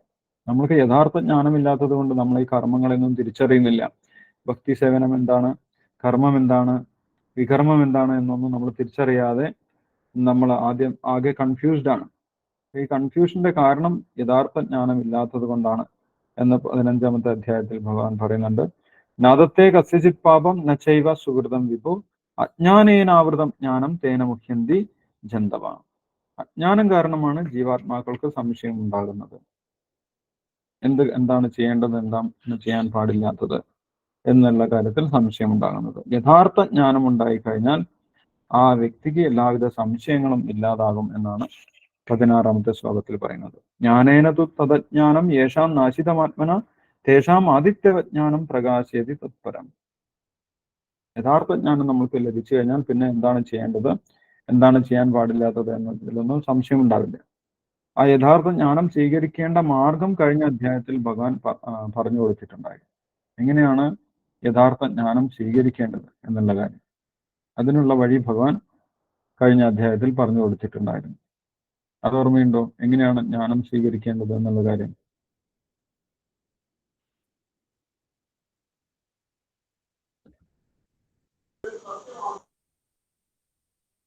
ഓർമ്മയുണ്ടോ? ഭഗവാനെ കുറിച്ച് മനസ്സിലാക്കിയിട്ട്. യെസ്, ഭഗവാനെ കുറിച്ച് മനസ്സിലാക്കാനുള്ള ഒരു വഴി പറഞ്ഞു കൊടുത്തിട്ടുണ്ടായി. എന്താണ് വഴി? ഗുരുപരമ്പരകളിൽ കൂടെ. യെസ്, ഗുരുപരമ്പരയിലൂടെ നമ്മൾ കേൾക്കണം, അല്ലെ? നമ്മളൊരു ഗുരുവിനെ സമീപിക്കണം എന്ന് പറഞ്ഞിട്ടുണ്ടായിരുന്നു. 4-ാം അധ്യായത്തിൽ 34-ാമത്തെ ശ്ലോകത്തിൽ എടുത്തു പറയുന്നുണ്ട്. തദ്വിധി പ്രണിപാതേന പരിപ്രശ്ന സേവയാണ്, അല്ലെ? നമ്മളൊരു ഗുരുവിനെ സമീപിക്കണം, ആധ്യാത്മിക ഗുരുവിനെ സമീപിക്കണം, അദ്ദേഹത്തിനെ സേവിക്കണം. അങ്ങനെ സേവിക്കുന്ന സമയത്ത് അദ്ദേഹം തൃപ്തനായി കഴിഞ്ഞാൽ അദ്ദേഹം ഭഗവാനെ കുറിച്ചുള്ള ജ്ഞാനം നമ്മൾക്ക് പകർന്നു നൽകുകയാണ് ചെയ്യുന്നത്. അങ്ങനെ ജ്ഞാനം നമ്മൾക്ക് കിട്ടിക്കഴിഞ്ഞാൽ, അങ്ങനെയുള്ള ജ്ഞാനം കിട്ടിക്കഴിഞ്ഞാൽ നമ്മൾക്ക് യാതൊരുവിധ സംശയവും ഉണ്ടാവില്ല. എന്താണ് ചെയ്യേണ്ടത്, എന്താണ് ചെയ്യാൻ പാടില്ലാത്തത് എന്നതിലൊന്നും നമ്മൾക്ക് യാതൊരുവിധ സംശയം ഉണ്ടാവില്ല എന്നാണ് ഭഗവാൻ പറയുന്നത്. അങ്ങനെ പറഞ്ഞതിന് ശേഷം യഥാർത്ഥ ജ്ഞാനമുള്ള ഒരു വ്യക്തിയുടെ ലക്ഷണങ്ങളെ കുറിച്ച് ഭഗവാൻ പറയുന്നുണ്ട്. 17 മുതൽ 26 വരെയുള്ള ശ്ലോകങ്ങളിൽ ഭഗവാനെ കുറിച്ചുള്ള ജ്ഞാനം ലഭിച്ചു കഴിഞ്ഞാൽ ആ വ്യക്തിക്കുണ്ടാകുന്ന ഒരു ദർശനമാണ്, ആ വ്യക്തിക്കുണ്ടാകുന്ന മാറ്റങ്ങളാണ് ഭഗവാൻ പറയുന്നത്. ആ വ്യക്തി വളരെ ശുദ്ധനായിട്ട് തീരുമെന്ന് 17-ാമത്തെ ശ്ലോകത്തിൽ പറയുന്നുണ്ട്. തദ്ബുദ്ധേ സ്തദാത്മാന തന്നിഷ്ഠാ തത്പരായണ ഗച്ഛന്തി അപുനരാവർത്തി ജ്ഞാന നിർദൂത കൽമഷ. ജ്ഞാന നിർദൂത കൽമഷ, എല്ലാവിധ പാപങ്ങളും ജ്ഞാനത്താൽ ഇല്ലാതാകും. അത് ജ്ഞാനത്തിന്റെ ഒരു ഫലമാണ്. പിന്നെന്താണ്? ഗച്ഛന്തി അപുനരാവർത്തി, ഭഗവാനെ കുറിച്ച് അറിഞ്ഞു കഴിഞ്ഞാൽ പിന്നെ പുനർജന്മമില്ല എന്നും പറയും 17-ാമത്തെ ശ്ലോകത്തിൽ. ഇത് നേരത്തെയും പറഞ്ഞിട്ടുണ്ട്, 4-ാമത്തെ അധ്യായത്തിലും ഈ കാര്യം പറഞ്ഞിട്ടുണ്ടായിരുന്നു. 4-ാമത്തെ അധ്യായത്തിൽ 9-ാമത്തെ ശ്ലോകത്തിൽ ഭഗവാൻ പറയുന്നുണ്ട്, ജന്മകർമ്മജമേ ദിവ്യം ഏവം യോ വേത്തി തത്വതഃ തെക്വാ ദേഹം പുനർജന്മനൈതി മാമേതി സോർജുന. ഭഗവാനെ കുറിച്ച് അറിഞ്ഞു കഴിഞ്ഞാൽ പിന്നെ പുനർജന്മമില്ല എന്ന് പറയും. ഇവിടെയും പറയുന്നു, ഭഗവാനെ കുറിച്ചുള്ള ജ്ഞാനം സ്വീകരിച്ചു കഴിഞ്ഞാൽ ഗച്ഛന്തി അപുനരാവർത്തി, വീണ്ടും ജനിക്കേണ്ട ആവശ്യമില്ല. അപ്പൊ ഭഗവാനെ കുറിച്ച് അറിയുന്നത് അത്രയും ഇമ്പോർട്ടൻ്റ് ആണ്. ഭഗവാനെ കുറിച്ച് അറിഞ്ഞു കഴിഞ്ഞാൽ എന്തൊക്കെ സംഭവിക്കുമെന്ന് പറഞ്ഞു? നമ്മുടെ എല്ലാവിധ പാപങ്ങളും ഇല്ലാതാവും എന്ന് പറഞ്ഞു, നമ്മൾ വളരെ ശുദ്ധരായിട്ട് മാറുമെന്ന് പറഞ്ഞു, നമ്മൾക്ക് പുനർജന്മം ഉണ്ടാവില്ല എന്ന് പറഞ്ഞു. അല്ല, അത്രയും ഇമ്പോർട്ടൻ്റ് ആണ് ഭഗവാനെ കുറിച്ചുള്ള ജ്ഞാനം സ്വീകരിക്കുന്നത്. അതേപോലെ ജ്ഞാനം കിട്ടിക്കഴിഞ്ഞാൽ ആ വ്യക്തി എങ്ങനെയാണ് ലോകത്തിനെ കാണുന്നത് എന്ന് പറഞ്ഞു. ആ വ്യക്തിക്ക് സമദൃഷ്ടി ഉണ്ടാകുമെന്ന് 18-ാമത്തെ ശ്ലോകത്തിൽ പറയുന്നു. എല്ലാവരെയും ഒരേപോലെ കാണാൻ ആ വ്യക്തിക്ക് സാധിക്കും. കാരണം എന്താണ്? എല്ലാവരുടെയും ഹൃദയത്തിൽ ഭഗവാൻ ഇരിക്കുന്നുണ്ട് എന്ന് ജ്ഞാനം നേടിയിട്ടുള്ള വ്യക്തിക്ക് അറിയാം. അപ്പോൾ എല്ലാവരെയും ഒരേപോലെ കാണാൻ ആ വ്യക്തിക്ക് സാധിക്കും. വിദ്യാവിനയസമ്പന്നേ ബ്രാഹ്മണേ ഗവിഹസ്തിനി ശുനിജൈവ സ്വഭാഗേജ പണ്ഡിത സമദർശിന. ആ വ്യക്തി സമദർശിയായിട്ട് മാറും. ഒരു ബ്രാഹ്മണനെ, ഒരു നായയെ, ഒരു ആനയെ, ഒരു ആനക്കാരനെ, അതേപോലെ ഒരു പശുവിനെ, ഇവരൊക്കെ കണ്ടു കഴിഞ്ഞാലും അവരുടെയൊക്കെ ഉള്ളിൽ ഭഗവാൻ ഇരിക്കുന്നുണ്ട് എന്ന് മനസ്സിലാക്കി അവരൊക്കെ ഒരേപോലെ കാണാൻ ആ വ്യക്തിക്ക് സാധിക്കുമെന്നാണ് പറയുന്നത്. 19-ാമത്തെ ശ്ലോകത്തിൽ പറയുന്നു, ആ വ്യക്തി വളരെ ശുദ്ധനായിട്ട് മാറുമെന്ന് പറയുന്നു. ഇഹൈവ തൈർജിത സർഗോ യേശാം സമീ സ്ഥിതമന നിർദോഷം ഹി സമം ബ്രഹ്മ തസ്മാത് ബ്രഹ്മണി ദേസ്ഥിതം. അദ്ദേഹം ബ്രഹ്മത്തെ പോലെ ശുദ്ധനായിട്ട് മാറും. ഭഗവാനെ കുറിച്ചുള്ള ജ്ഞാനം കൊണ്ട് വളരെ ശുദ്ധനായിട്ട് മാറും എന്ന് പറയുന്നു. പവിത്രമായിട്ട് മാറും എന്ന് പറയുന്നു. വിശുദ്ധ വ്യക്തിയായിട്ട് മാറും എന്ന് പറയുന്നു. മറ്റൊരു ലക്ഷണം 20-ാമത്തെ ശ്ലോകത്തിൽ പറയുന്നു, നപ്രഹൃഷ്യേത് പ്രിയം പ്രാപ്യ നോദ്വിചേത് പ്രാപ്യ ചാപ്രിയം സ്ഥിരബുദ്ധിരസമ്മൂഢോ ബ്രഹ്മവിദ് ബ്രഹ്മണി സ്ഥിത. യഥാർത്ഥ ജ്ഞാനം ലഭിച്ച ഒരു വ്യക്തി ഭൗതികമായിട്ടുള്ള നേട്ടങ്ങളിൽ വളരെയധികം സന്തോഷിക്കുന്നില്ല, അല്ലെ? എന്തെങ്കിലും കിട്ടിക്കഴിഞ്ഞാൽ വളരെയധികം സന്തോഷിക്കുന്നു, അങ്ങനെയില്ല. അല്ലെങ്കിൽ എന്തെങ്കിലും നഷ്ടപ്പെട്ടു കഴിഞ്ഞാൽ, ഭൗതികമായിട്ടുള്ള എന്തെങ്കിലും നഷ്ടപ്പെട്ടു കഴിഞ്ഞാൽ വളരെയധികം ദുഃഖിക്കുന്നു, അങ്ങനെയുമില്ല. അദ്ദേഹം ഒരേ മനസ്സോടുകൂടി, നഷ്ടത്തിലും ലാഭത്തിലും ഒരേ മനസ്സോടുകൂടി മുന്നോട്ട് പോകാൻ, പതറാതെ മുന്നോട്ട് പോകാൻ ആ വ്യക്തിക്ക് സാധിക്കും. സ്ഥിരബുദ്ധി എന്നാണ് പറയുന്നത്. സ്ഥിരബുദ്ധി ഉണ്ടാകും. ഭഗവാനെ കുറിച്ചുള്ള ജ്ഞാനം കിട്ടിക്കഴിഞ്ഞാൽ സ്ഥിരബുദ്ധിയായിട്ട് തീരുമെന്ന് പറയുന്നു. പിന്നീട് പറയുന്നു, അദ്ദേഹത്തിന് ഉള്ളിൽ നിന്ന് വളരെയധികം സന്തോഷം അനുഭവിക്കാൻ സാധിക്കും. മറ്റൊന്നിന്റെയും സഹായമില്ലാതെ, പുറമേ നിന്നും ഒന്നും സന്തോഷം സ്വീകരിക്കാതെ ഉള്ളിൽ നിന്ന് അദ്ദേഹത്തിന് സന്തോഷം ഉണ്ടാകും എന്ന് പറയുന്നു. 21-ാമത്തെ ശ്ലോകത്തിൽ വിന്ദന്തി ആത്മനിയത് സുഖം. ഉള്ളിൽ തന്നെ അദ്ദേഹത്തിന് സുഖമുണ്ടാകും. സുഖം അക്ഷയമശ്നുതേ, ഉള്ളിൽ നിന്ന് സന്തോഷിക്കാനും സമാധാനിക്കാനും അദ്ദേഹത്തിന് സാധിക്കും ഭഗവാനെ കുറിച്ചുള്ള ജ്ഞാനത്തിന്റെ സഹായത്തോടു കൂടി. പിന്നെ ആ വ്യക്തി ബുദ്ധിമാനായിട്ട് മാറും എന്ന് പറയും. ഭഗവാനെ കുറിച്ചുള്ള ജ്ഞാനം ലഭിച്ചു കഴിഞ്ഞാൽ ആ വ്യക്തി ബുദ്ധിമാനാവും. ആ ബുദ്ധിമാന്റെ ലക്ഷണമാണ് 22ാമത്തെ ശ്ലോകത്തിൽ പറയുന്നത്. യഹി സംസ്പർശജാ ഭോഗ ദുഃഖയോനെ ഏവത്തെ ആദ്യന്തവന്ത കൗന്ദേയ നതേഷു രമദേവത. പുറമേയുള്ള സുഖങ്ങളിൽ അദ്ദേഹം ആകർഷിക്കപ്പെടുന്നില്ല എന്ന് പറയും. പുറമേ നിന്നുള്ള സുഖങ്ങളിൽ നിന്ന് അദ്ദേഹം ആകർഷിക്കപ്പെടുന്നില്ല. കാരണം എന്താണ്? പുറമേ നിന്നുള്ള സുഖമെല്ലാം ദുഃഖത്തിന്റെ അടിസ്ഥാനമാണ്. പുറമേ നിന്നുള്ള സുഖത്തിന്റെ പുറകെ പോകുമ്പോഴാണ് ദുഃഖങ്ങൾ ഉണ്ടാവുന്നത്. അതുകൊണ്ട് ബുദ്ധിമാനായിട്ടുള്ള ഒരു വ്യക്തി ഉള്ളിൽ നിന്നുള്ള സുഖത്തിലാണ് ആനന്ദിക്കുന്നത്. ഭഗവാനെ കുറിച്ചുള്ള ജ്ഞാനത്തിൽ അദ്ദേഹത്തിന് ആനന്ദിക്കാൻ സാധിക്കുമെന്ന് പറയും. പുറമേയുള്ളത് ദുഃഖമാണ് യഥാർത്ഥത്തിലെന്ന് ഭഗവാൻ പറഞ്ഞു കൊടുക്കും. അപ്പം അതുകൊണ്ട് നമ്മൾക്ക് യഥാർത്ഥ സുഖം വേണമെങ്കിൽ, യഥാർത്ഥ സന്തോഷം വേണമെങ്കിൽ നമ്മൾ ഇന്ദ്രിയങ്ങളെ നിയന്ത്രിക്കണം, അതേപോലെ കാമക്രോധങ്ങളെ നിയന്ത്രിക്കണം മരിക്കുന്നതിന്റെ മുന്നേ എന്ന് അടുത്ത ശ്ലോകത്തിൽ ഭഗവാൻ പറയുന്നുണ്ട്. ശക്നോദിഹൈവയസ്സോടും പ്രാക്ശരീര വിമോക്ഷണാത് കാമക്രോധോദ്ഭവം വേഗം സയുക്ത സസുഖീനരാം. പ്രാക്ശരീര വിമോക്ഷണാത്, ശരീരം വെടിയുന്നതിന്റെ മുന്നേ എന്ത് ചെയ്യണം? കാമക്രോധങ്ങളെ നമ്മൾക്ക് നിയന്ത്രിക്കാൻ സാധിക്കണം. അങ്ങനെ സാധിച്ചു കഴിഞ്ഞാൽ നമ്മൾക്ക് സുഖമുണ്ടാകും, യഥാർത്ഥ സുഖം അനുഭവിക്കാൻ സാധിക്കും. അതുവരെ നമ്മൾക്ക് യഥാർത്ഥ സുഖം അനുഭവിക്കാൻ സാധിക്കുകയില്ല എന്നാണ് പറയുന്നത്. അപ്പൊ ഇതെല്ലാം ഭഗവാനെ കുറിച്ചുള്ള ജ്ഞാനം നേടിയതിന്റെ റിസൾട്ടുകളാണ്, അതിന്റെ ഫലങ്ങളാണ് ഭഗവാൻ പറഞ്ഞിട്ടുള്ളത്. അപ്പൊ ഈ ജ്ഞാനം ഒരു ജ്ഞാനിയിൽ നിന്ന് നമ്മൾക്ക് സ്വീകരിക്കാം എന്ന് പറഞ്ഞു. അത് കഴിഞ്ഞ അദ്ദേഹത്തിൽ തന്നെ പറഞ്ഞിട്ടുണ്ട്. അങ്ങനെ ഒരു ആധ്യാത്മിക ഗുരുവിൽ വിശ്വാസമുള്ളവർക്ക് മാത്രമേ അങ്ങനെ ജ്ഞാനം സ്വീകരിക്കാൻ സാധിക്കൂ, അല്ലെ? ഈ ശ്രദ്ധാവാൻ ലഭതേ ജ്ഞാനം. വിശ്വാസമുണ്ടായിരിക്കണം, ഭഗവാനിലും ഗുരുവിലും വിശ്വാസമുണ്ടെങ്കിലേ അദ്ദേഹത്തിൽ നിന്ന് ജ്ഞാനം സ്വീകരിക്കാൻ സാധിക്കുകയുള്ളൂ. പക്ഷെ അങ്ങനെ ഒരു വിശ്വാസത്തിൽ എത്തിയിട്ടില്ലെങ്കിൽ നമ്മൾക്ക് എന്ത് ചെയ്യാം? കുറച്ചുകൂടി ഒരു വളഞ്ഞ വഴിക്ക് പോകാം. വിശ്വാസമുണ്ടെങ്കിൽ നേരിട്ട് ജ്ഞാനം സ്വീകരിക്കാം, അല്ലെങ്കിൽ നമ്മൾക്ക് ഈശ്വരനിൽ വിശ്വാസം ഉണ്ടാകുന്നത് വരെ നമ്മൾ എന്ത് പ്രാക്ടീസ് ചെയ്യേണ്ടി വരും? കുറച്ച് ഇന്ദ്രിയ നിയന്ത്രണം, പ്രാണായാമം ഒക്കെ പ്രാക്ടീസ് ചെയ്യേണ്ടി വരും. ആ പ്രാണായാമത്തിനെ കുറിച്ചാണ് അടുത്ത 27-28 ശ്ലോകങ്ങളിൽ ഭഗവാൻ പറയുന്നത്. പ്രാണായാമത്തിലൂടെ നമ്മൾക്ക് ഈശ്വരനിൽ വിശ്വാസം ഉണ്ടായിട്ട് വരും. ഇന്ദ്രിയങ്ങളെ നിയന്ത്രിച്ചു കഴിഞ്ഞാൽ ഈശ്വര വിശ്വാസം വർദ്ധിക്കും. അതിനുവേണ്ടി പ്രാണായാമം അല്ലെങ്കിൽ അഷ്ടാംഗയോഗം ഭഗവാൻ നിർദ്ദേശിക്കുന്നു 27-28 ശ്ലോകങ്ങളിൽ. അഷ്ടാംഗയോഗത്തിലൂടെ മുക്തനായവർക്ക് പിന്നീട് ജ്ഞാനം, ഭഗവാനെ കുറിച്ചുള്ള ജ്ഞാനം സ്വീകരിച്ച് ശുദ്ധനായിട്ട് മാറാൻ സാധിക്കും. ആ അഷ്ടാംഗയോഗത്തിനെ കുറിച്ചാണ് അടുത്ത അധ്യായത്തിൽ ഭഗവാൻ വിശദീകരിച്ച് പറഞ്ഞു തരുന്നത്. നേരിട്ട് ഭഗവാന്റെ ഭക്തന്മാരിൽ വിശ്വാസമില്ലാത്തവർക്ക് അഷ്ടാംഗയോഗത്തിലൂടെ ശുദ്ധി നേടി പിന്നീട് ഭഗവാനിൽ വിശ്വാസം നേടി ഭഗവാനെ കുറിച്ചുള്ള ജ്ഞാനം സ്വീകരിക്കണം. അപ്പൊ ഭഗവാൻ ആരെയും ഒഴിവാക്കുന്നില്ല, അല്ലെ? എല്ലാവരും അവസാനം ഭക്തിയിലേക്ക് എത്തണമെന്നാണ് ഭഗവാൻ വിചാരിക്കുന്നത്. നേരിട്ട് ആധ്യാത്മിക ഗുരുവിൽ വിശ്വാസമില്ലാത്തവർക്ക് അഷ്ടാംഗയോഗം പ്രാക്ടീസ് ചെയ്ത് ശുദ്ധരായിട്ട് മാറി ഭഗവാനിൽ വിശ്വാസം വന്ന് പിന്നീട് ഒരു ആധ്യാത്മിക ഗുരുവിനെ സ്വീകരിച്ച് ഭക്തിയോഗത്തിലേക്ക് പ്രവേശിക്കാം. അതിനുവേണ്ടി അഷ്ടാംഗയോഗം അടുത്ത അധ്യായത്തിൽ വിശദീകരിച്ച് ഭഗവാൻ പറയുന്നുണ്ട്. ഇനി ഭക്തന്മാർ ഭഗവാനെ കുറിച്ച് മനസ്സിലാക്കണമെന്ന് പറഞ്ഞു, അല്ലെങ്കിൽ ഭഗവാനെ കുറിച്ചുള്ള ജ്ഞാനം സ്വീകരിക്കണമെന്ന് പറഞ്ഞു. ആ ജ്ഞാനം സ്വീകരിച്ചു കഴിഞ്ഞാൽ ഭഗവാനെ കുറിച്ച് എന്താണ് നമ്മൾ യഥാർത്ഥത്തിൽ മനസ്സിലാക്കേണ്ടത്, ഭഗവാനെ എങ്ങനെയാണ് നമ്മൾ മനസ്സിലാക്കേണ്ടത് എന്ന അവസാനത്തെ ശ്ലോകത്തിൽ ഭഗവാൻ പറയുന്നുണ്ട്. ഭഗവാനെ കുറിച്ച് 3 കാര്യങ്ങൾ നമ്മൾ വ്യക്തമായിട്ട് അറിഞ്ഞിരിക്കണം എന്ന് ഈ ശ്ലോകത്തിൽ പറയുന്നു. ഭഗവാനെ കുറിച്ച് 3 കാര്യങ്ങൾ അറിഞ്ഞു കഴിഞ്ഞാൽ നമ്മൾക്ക് യഥാർത്ഥ സമാധാനം ഉണ്ടാകും എന്ന് ഭഗവാൻ പറയുന്നു. ഭഗവാനെ കുറിച്ചുള്ള 3 കാര്യങ്ങൾ നമ്മൾ അംഗീകരിക്കണം. അതെന്തൊക്കെയാണെന്ന് 29ാമത്തെ ശ്ലോകത്തിൽ ഭഗവാൻ പറയുന്നുണ്ട്.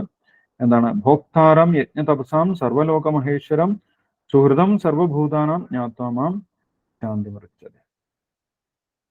ഇതുവരെ പറഞ്ഞ കാര്യങ്ങളൊന്നും മനസ്സിലായില്ലെങ്കിൽ പോലും കുഴപ്പമില്ല. ഇതുവരെ പല പല കാര്യങ്ങൾ പറഞ്ഞു. ജ്ഞാനത്തിനെ കുറിച്ച് പറഞ്ഞു, സന്യാസത്തിനെ കുറിച്ച് പറഞ്ഞു, കർമ്മങ്ങളെ കുറിച്ചൊക്കെ പറഞ്ഞു. അതൊന്നും മനസ്സിലായില്ലെങ്കിലും കുഴപ്പമില്ല. ഭഗവാനെ കുറിച്ചുള്ള ഈ 3 കാര്യങ്ങൾ നമ്മൾ അംഗീകരിച്ചാൽ മതി.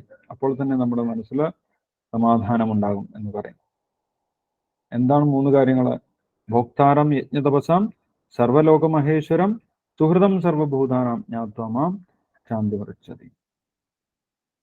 എന്തൊക്കെയാണ് നമ്മൾ അറിയേണ്ടത്? ഭോക്താരം യജ്ഞതപസാം, ഭഗവാൻ ശ്രീകൃഷ്ണൻ എല്ലാ യജ്ഞങ്ങളുടെയും തപസ്സിന്റെയും ഭോക്താവാണ്. നമ്മൾ ചെയ്യുന്ന തപസ്സും യജ്ഞങ്ങളൊക്കെ ആർക്ക് വേണ്ടിയിട്ടാണ് സമർപ്പിക്കേണ്ടത്? ആർക്കാണ് സമർപ്പിക്കേണ്ടത്? അവസാനം ഭഗവാൻ ശ്രീകൃഷ്ണനാണ് സമർപ്പിക്കേണ്ടത്. അല്ലെ, നമ്മൾ കേട്ടിട്ടുണ്ട്, സർവം കൃഷ്ണാർപ്പണമസ്തു എന്ന് നമ്മൾ കേട്ടിട്ടുണ്ട്.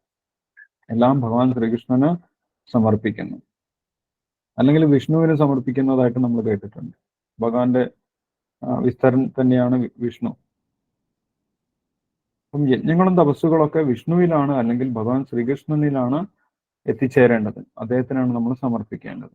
ഭോക്താരം യജ്ഞതപസാം സർവലോക മഹേശ്വരൻ, എല്ലാ ലോകങ്ങളുടെയും ഈശ്വരൻ ഭഗവാൻ ശ്രീകൃഷ്ണനാണെന്ന് നമ്മൾ അറിഞ്ഞിരിക്കേണ്ടതാണ്. ഇത് രഹസ്യജ്ഞാനമാണ്, ഭക്തന്മാർക്ക് മാത്രം അറിയുന്ന രഹസ്യജ്ഞാനമാണ്. സർവലോക മഹേശ്വരം, എല്ലാ ലോകങ്ങളുടെയും ഈശ്വരൻ, യഥാർത്ഥ നിയന്താവ് ഭഗവാനാണ്.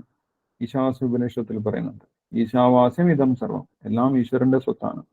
ആ ഈശ്വരൻ ഭഗവാൻ ശ്രീകൃഷ്ണനാണെന്ന് നമ്മൾ അംഗീകരിക്കണം.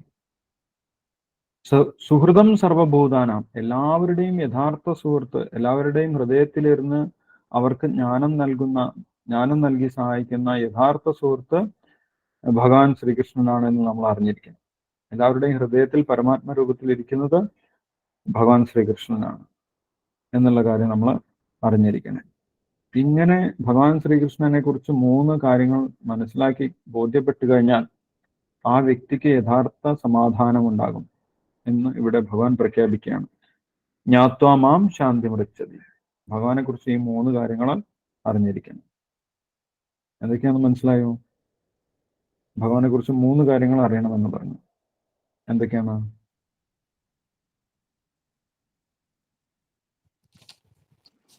എല്ലാ യജ്ഞങ്ങളുടെയും തപസ്സിന്റെയും അവസാനം ഭഗവാൻ ശ്രീകൃഷ്ണനാണ്. എല്ലാ ലോകങ്ങളുടെയും ഈശ്വരൻ ഭഗവാൻ ശ്രീകൃഷ്ണനാണ്. എല്ലാവരുടെയും യഥാർത്ഥ സുഹൃത്ത് ഭഗവാനാണ്. യെസ്, ജ്ഞാത്വാ മാം എന്ന് ഭഗവാൻ ഇവിടെ വളരെ എടുത്തു പറയുന്നുണ്ട്. മാം എന്ന് പറഞ്ഞു കഴിഞ്ഞാൽ എന്നെ എന്നാണ്. ഭഗവാൻ എന്നെ എന്ന് പറഞ്ഞു കഴിഞ്ഞാൽ ആരെയാണ്? ഭഗവാനെ തന്നെയാണ്, അല്ലെ? ഭഗവാൻ ശ്രീകൃഷ്ണനെ നമ്മൾ എല്ലാ യജ്ഞങ്ങളുടെയും തപസ്സുകളുടെയും ഭോക്താവായിട്ട്, ആസ്വാദകനായിട്ട്, അദ്ദേഹത്തിന്റെ ആസ്വാദനത്തിന് വേണ്ടിയിട്ടാണ് നമ്മൾ ചെയ്യേണ്ടത്. അദ്ദേഹത്തിന്റെ തൃപ്തിക്കായിട്ടാണ് നമ്മൾ ചെയ്യേണ്ടത്. എല്ലാ യജ്ഞങ്ങളുടെയും തപസ്സുകളുടെയും ഭോക്താവ് ഭഗവാൻ ശ്രീകൃഷ്ണനാണ്. എല്ലാ ലോകങ്ങളുടെയും ഈശ്വരൻ ഭഗവാൻ ശ്രീകൃഷ്ണനാണ്. എല്ലാ ജീവജാലങ്ങളുടെയും സുഹൃത്തായിട്ടിരിക്കുന്നതും ഭഗവാൻ ശ്രീകൃഷ്ണനാണ് എന്നുള്ള സത്യം നമ്മൾ അംഗീകരിച്ചു കഴിഞ്ഞാൽ നമ്മൾക്ക് യഥാർത്ഥ സമാധാനം, ശാന്തി ഉണ്ടാകും. ഇത് ഈ ശ്ലോകം ഭഗവത്ഗീതയിലെ ശാന്തി സൂത്രമായിട്ട് ശ്രീല പ്രഭുപാദർ പറയുന്ന ശ്ലോകമാണ്. ഈ 3 കാര്യങ്ങൾ നമ്മൾ അറിഞ്ഞിരിക്കണം. അപ്പൊ നമ്മൾക്കും ഭഗവാൻ ആ ഒരു സമാധാനം, നമ്മുടെ ഉത്കണ്ഠങ്ങളിൽ നിന്ന് സമാധാനം നൽകും. കാരണം എന്താണ്? ഭഗവാൻ നമ്മൾക്ക് സുഹൃത്തായിട്ടുണ്ട് എന്ന് നമ്മൾക്ക് ബോധ്യപ്പെടും. അപ്പോൾ നമ്മൾക്ക് സമാധാനം ഉണ്ടാകും. ഇത്രയും കാര്യങ്ങൾ ഈ അധ്യായത്തിൽ പറയുന്നുണ്ട്. കുറച്ച് ഡീപ്പാണ് ഈ അധ്യായം. നമ്മൾ ഇതുവരെ പറഞ്ഞ കാര്യങ്ങൾ കുറച്ച് ഫാസ്റ്റ് ആയിട്ടാണ് പറഞ്ഞത്. അതെല്ലാം അത്ര ക്ലിയർ ആയിട്ട് മനസ്സിലായില്ലെങ്കിൽ പോലും നമ്മൾ ഈ അവസാനം പറഞ്ഞ കാര്യങ്ങൾ വളരെ വ്യക്തമായിട്ട് അറിഞ്ഞിരിക്കണം. മറ്റു ശ്ലോകങ്ങൾ ഡീറ്റെയിൽ ആയിട്ട് നമ്മൾ എട്ടരയുടെ ക്ലാസ്സിൽ പറയാൻ പോകുന്നുണ്ട്. ഇപ്പം ഇനിയുള്ള എട്ടരയുടെ ക്ലാസ്സുകളിലും കേട്ട് കഴിഞ്ഞാൽ നമുക്കത് ആ ശ്ലോകങ്ങളൊക്കെ മനസ്സിലാകും. ഇപ്പൊ എത്രയാണ് ഈ അധ്യായത്തിൽ, 5ാമത്തെ അധ്യായത്തിൽ പറയുന്ന പ്രധാന വിഷയങ്ങൾ. അപ്പോൾ പറഞ്ഞതിൽ എന്തെങ്കിലും സംശയങ്ങളുണ്ടെങ്കിൽ നമുക്ക് ഡിസ്കസ് ചെയ്യാം. ഒരു 5 മിനിറ്റ് ഡിസ്കസ് ചെയ്യാം. ഹരേ കൃഷ്ണ.